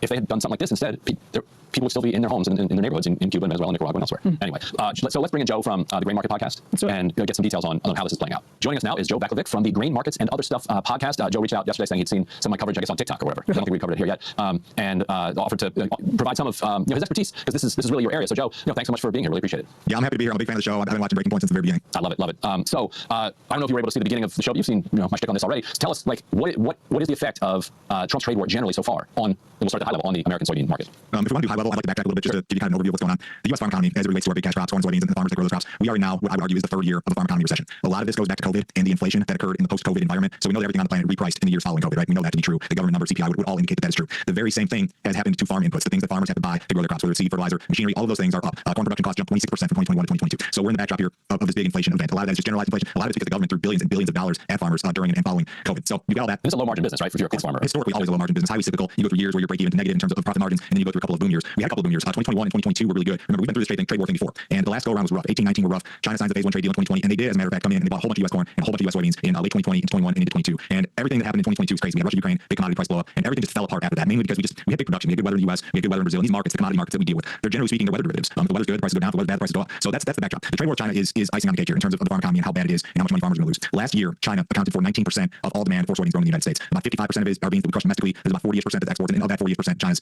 roughly half of it basically. Or my math, it's not perfect. China's a big soybean buyer, or was. Now we're into a new marketing year. Farmers in the U.S. have begun soybean harvest. China has not bought a single bushel of U.S. soybeans for current marketing year delivery, and therein lies the problem. Now, talk to us about how significant what happened with Argentina in the last couple of days is for soybean. Everyone on the surface looks at that and says, this is insane. This bailout is insane. What Argentina does is insane. But how significant is it from the perspective of soybean farmers? Optically, it's an absolute disaster for the Trump administration. It looks very, very, very bad. So the $20 billion question hasn't happened yet, and it's supposed to be a swap line, meaning that we're going to give Argentina $20 billion, they're going to give us $20 billion in pesos. We assume a whole bunch of currency risk, but we get political influence in Argentina, right? So as this was happening, these were all like simultaneous events. Argentina dropped its export tax on soybeans and corn, and China came in and bought a whole bunch, like 40 cargoes of soybeans out of Argentina during that tax holiday. It looks very bad optically, fundamentally. You know, it's a couple million metric tons of business that in all likelihood would have gone to the United States almost certainly this time of year. The time of year that we ship the most soybeans out of the United States is immediately post-harvest, like call it October 1st through maybe mid-January, and after that the Brazilian crop comes online, China buys from them. So it's a very bad look optically, and it doesn't help in terms of dollars and cents either. Yeah, and you and I were talking briefly about this last night, and that really struck me. So it's because of this cycle of harvest, Brazil and U.S. different hemispheres, so different harvest cycles. And so typically the fall we'd be moving our soybeans to China. So if China can make it through the fall into the winter when Brazil really fully comes online, they might be able to wait us out the whole time and buy nothing. Is that possible? Like, are there enough soybeans in the world for them to buy elsewhere through the fall? Yes, there are. What could happen, though, is China prefers to keep healthy stocks of soybeans on hand. They don't want to draw down their stocks. Brazilian supplies this time of year kind of become exhausted. They're already through their big shipping window. If China sees how cheap the price is, they might buy it anyways, but that still doesn't help our farmers. Right. It still doesn't help to sell at a loss. China's bought a little bit from Argentina. This is a debate in the grain industry right now. Can China actually make it to the Brazilian harvest without any U.S. soybeans? And if so, what's the impact? Are they going to draw down stocks? Are they going to risk drawing down stocks? We don't know. At this point, I think it's safe to say that if China does buy U.S. soybeans, it's going to be in a reduced manner. You have to keep this in mind. China is avoiding U.S. soybeans as its way of fighting the trade war. China's imposing the tariffs on its own soybean buyers, right? So if China wants to waive the tariffs and say we're going to buy U.S. soybeans, and U.S. soybeans are cheap right now, so we're clear they're competitive. They can do it. They just don't want to because this is one of the few bullets that they have to fight the trade war with the U.S. Now, Matt Stoller wrote on Sunday, he says there's another set of announcements in which, quote, Trump sought to mollify his frustrated farmer base. Trump said he wants to use tariff revenue to bail out farmers. Stoller says it's possible it could require Democrats in Congress to go along. Trump is also bragging about new international trade deals, so China is conspicuously absent, and he is trying to bring down interest rates, which will help farmers. Also, another announcement was that the Secretary of Agriculture, Brooke Rollins, and antitrust chief Gail Slater announced they would be looking at the rising cost of crop inputs like seeds, chemicals, fertilizers, and machinery. So there's three different things there. Really, what do you make of that kind of slate of potential Trump administration actions to try to mollify, as Stoller says, farmers? There is almost certainly going to be some sort of farmer bailout. There was last time around. It was called MFP, the Market Facilitation Program. And because of the trade war that occurred in 2018 and 2019, the previous Trump administration sent farmers tens of billions of dollars as its way of making up for the lost sales via the trade war. In all likelihood, they're going to do the same thing. Something's probably going to be announced here in coming weeks. And to be clear about what this does and who likes it and who doesn't, a lot of farmers are not a fan of this. To go back to what I mentioned earlier, these payments that go out directly to farmers have directly influenced the inflation factors that I talked about earlier. High fertilizer prices, high seed prices, high machinery prices. A lot of studies have shown that the vast majority of these direct farm payments don't really end up in the pockets of farmers. The farmers are essentially a mechanism by which these payments flow through back to the fertilizer companies and the seed dealers and the machinery companies and the banks. Which are big corporations, right? Big corporations, and these are the corporations that lobby for the farm payments. It's not necessarily the farmers that are lobbying for the farm payments or the farm groups. It's the people who want their money back or want to continue to be paid or continue to make money. That's a huge part of it that I don't think that the public understands, is that so much of this money is it's flow through money. The farmers are a mechanism so that the big banks get their money back, the seed dealers, the fertilizer, they want their money back, they want to keep their stock prices high. That's a huge piece of this. Yeah, God forbid any of our companies suffer any penalty. So if China does successfully stiff farm us, where else can the U.S. sell soybeans? Like, who out there in the world is hungry enough for this amount of soybean harvest? Nobody. In terms of soybean importers, China is head and shoulders above any other global importer. That being said, we have had other global buyers step up, and export sales to this point for this marketing year, which just began a month ago, to non-China destinations are elevated. But I don't think there's a scenario in which non-China destinations make up the entirety of what China won't buy, put it that way. Yeah, I can imagine Trump, telling like Ghana, you better buy a bunch of our soybeans. Ghana's like, well, yeah, nobody else has appetite. I mean, China's just a huge country. Yes. Yeah. What about India? I mean, they got a lot of people. They want some soybeans. I don't think so. We may sell some corn or some ethanol to India. They're in the midst of a big ethanol push. I don't know. I don't know exactly what the quantities are going to be. As with all these trade deals, I kind of go back to the phase one trade deal that was signed in 2020. It's like the trade deals are almost like ceremonial in some way, shape, or form. And really what happens is the trade deal gets signed. Does it mean anything when it's signed? I mean, publicly or optically, yeah, it does. But in terms of our markets are concerned, the market, the soybean traders, the guys trading soybeans with big money, they're not going to care until we actually see the export sales. In the case of the phase one trade deal, it was signed, I believe, on January 15th of 2020. It wasn't until 6 or 7 months later that China came in and began to buy U.S. products aggressively. And they did, but it took a long time. So I think that with these trade deals, like we saw the one Taiwan announced a week and a half ago, I mean, whatever, it's good press, but until they come in and start doing the business and we see an acceleration in the actual stuff that's being announced by USDA, which is now shut down, by the way. But that's what we need to see. All right. So anyway, if you're watching this program, you need a few billion tons of soybeans America's selling. We are Joe Bakovic with the grain markets and other stuff podcast. Really appreciate that. Jesus Christ. And then the last one, guys, we'll wrap it up. So I'm driving down the road, and he's got something black in his hand, and he's moving it like it's a pistol. What do you have in your hand? Show me your hands. This police officer is so paranoid, he sees a guy parked at a gas pump with a gas pump in his hand, and he thinks it's a gun. He gets scared. He gets out of his police car, and he pulls his gun on the guy trying to pump gas. The poor gas pump guy has no idea what's going on. But when the officer realizes his mistake, that it was just some guy trying to pump some gas, does he apologize, shake hands, go on his way? No, of course he doesn't. What are you doing? I'm filling up gas, man. You understand you're holding it like this, like it's a pistol, right? No, I was showing her to put the pump on. Okay, but that's not what it looks like to the motoring public on the roadway. No crime had been committed, no crime had been reported. Just some guy who had just gotten off work, just trying to get some gas. But you understand you're holding it like this, and it looks like a handgun, right? No, I'm just... How else are you supposed to hold it to where it doesn't look like a gun? It's a gas nozzle. I'm trying to let another pump gas, bro. A number of you sent me this video. The guy who was trying to pump some gas here must have obtained this body cam footage and he posted it up on his own YouTube channel. I will link that below. This is yet another video from the state of Florida where a police officer apparently does not have anything better to do. So he's driving around just looking for trouble. And he's quite paranoid. He sees this guy at a gas. He's exposing DC intel, I would hope. The guy just went to fucking jail a couple of days ago. pump. And in reality, this guy goes to this gas station. And he's the one who brought him to his audience and told him that he verified he was a marshal, saw his badge, saw his gun, saw everything.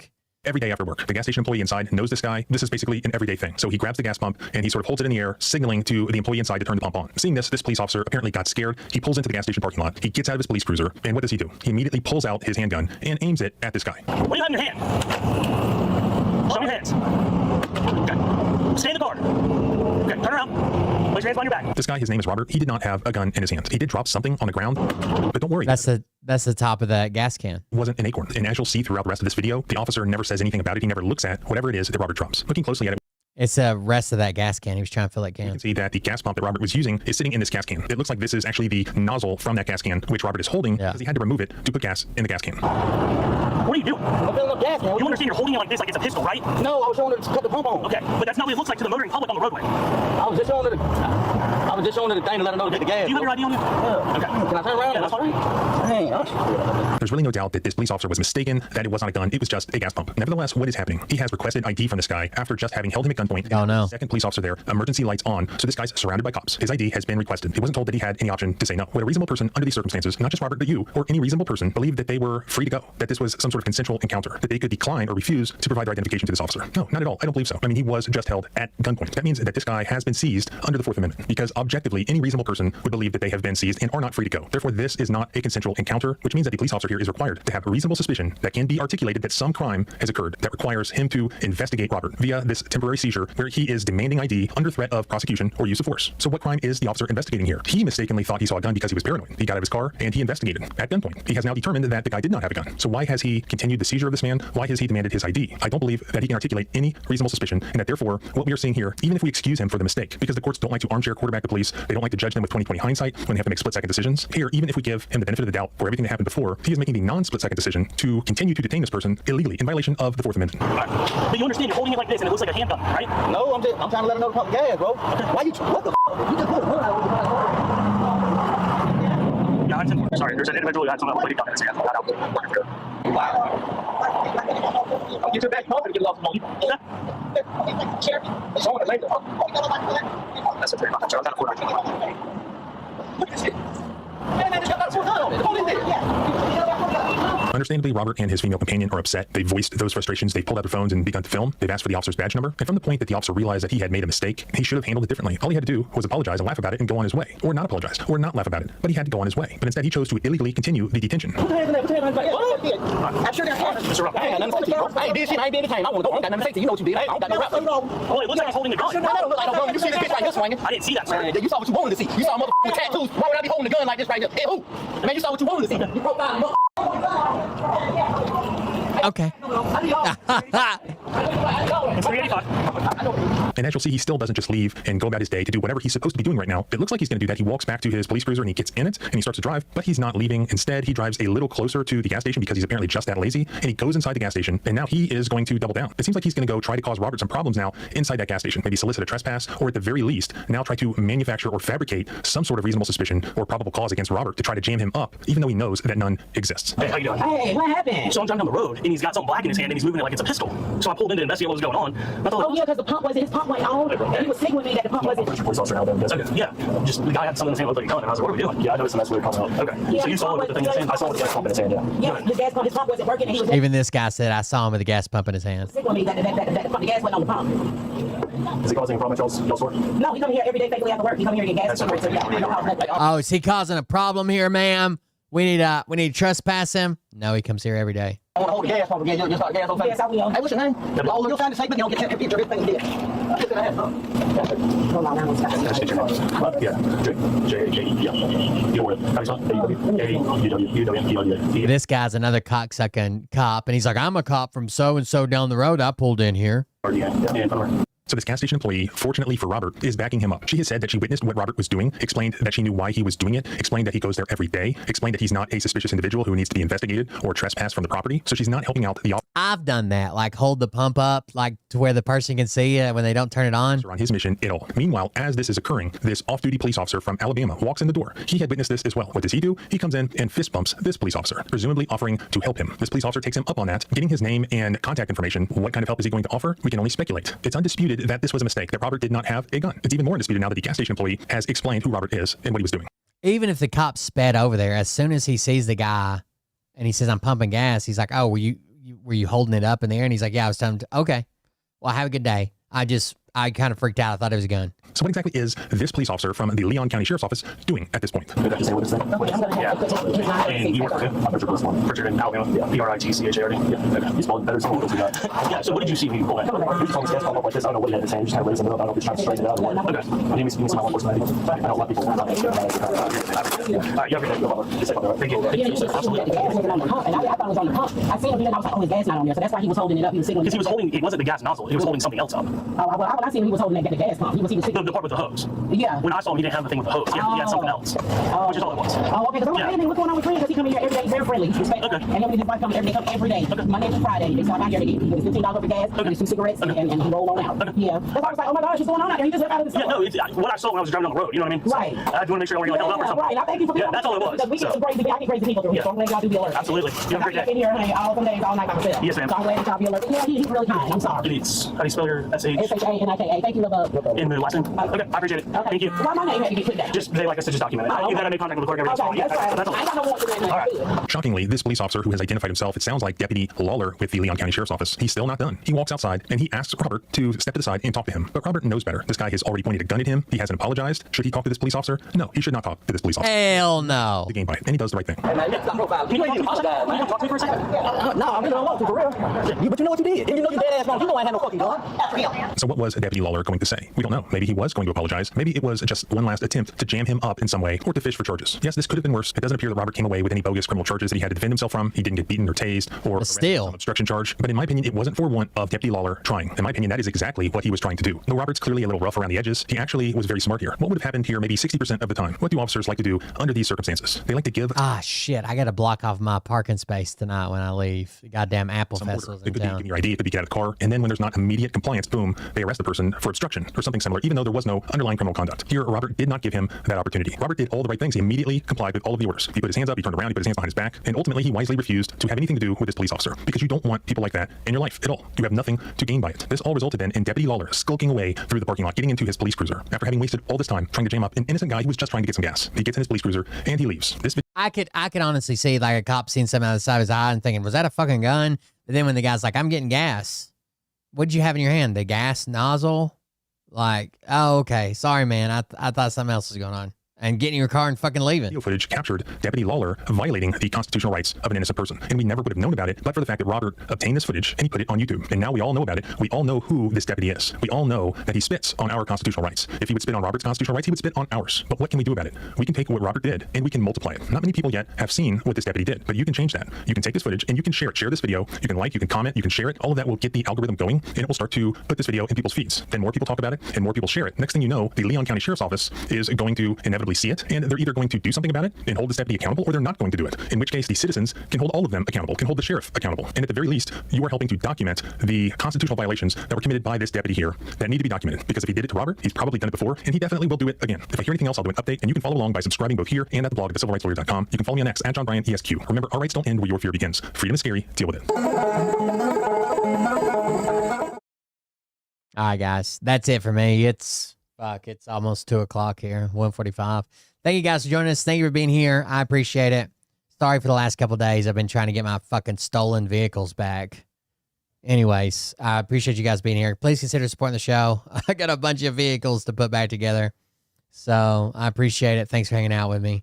Support the show at buymeacoffee.com/coldbeer, and I'll see everybody on the next one. Hopefully tomorrow night. It depends on what I get into working on these vehicles and the Ranger parts won't be here till Monday, so that shouldn't be an issue. But the other vehicles I'll probably work on tomorrow.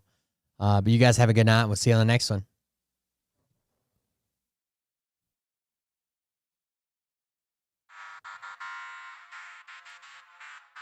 But I can tell you this about if this douchebag happens to see this particular show, you don't have the forking balls to call out the people on this planet by name and tell them exactly who they are and tell them the rest of the world who they are. You don't have the forking balls. You don't have the balls. Okay, Scott. Here we go, I think I started some shit.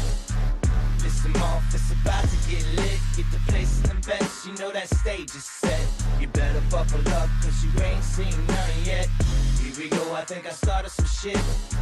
Piss them off, it's about to get lit. Get the place in them beds, you know that stage is set. You better buckle up, cause you ain't seen none yet. And they say that I'm a lunatic. Well, listen, bitch, I came equipped with a quick wit and a 6th sense for the stupid shit. Where my true believers? Y'all need Jesus. Praise the Lord, head to the extreme. All these false fucking prophets who profit off of gossip. Worshipping drums, cocking, begging for a throat deposit. Swinging fucking meat hammers like fool in a thong. He's strapped to the shaft, eating his chest like he's King Kong. Starving for attention, I'ma make your gut burst. I'll be your huckleberry, I can quench that thirst. Baby eating lizard people, alien sex. What's next? Trump in a dress, fucking Flynn on his desk. A retard in a vest, climbing up 5G towers. Cause you told him if he did, he'd get fucking superpowers. Here we go, I think I started some shit. Piss them off, it's about to get lit. Get the place in them beds, you know that stage is set. You better buckle up, cause you ain't seen none yet. Here we go, I think I started some shit. Good night, guys. Piss them off, it's about to get lit. Get the place in them beds, you know that stage is set. You better buckle up, cause you ain't seen none yet. I used to find clues too when I was high on shrooms. I found myself a tunnel that led to Jason Q's bedroom. Open his closet, I found some of his meat rockets. I strapped it to my shoes and then I blew through the roof.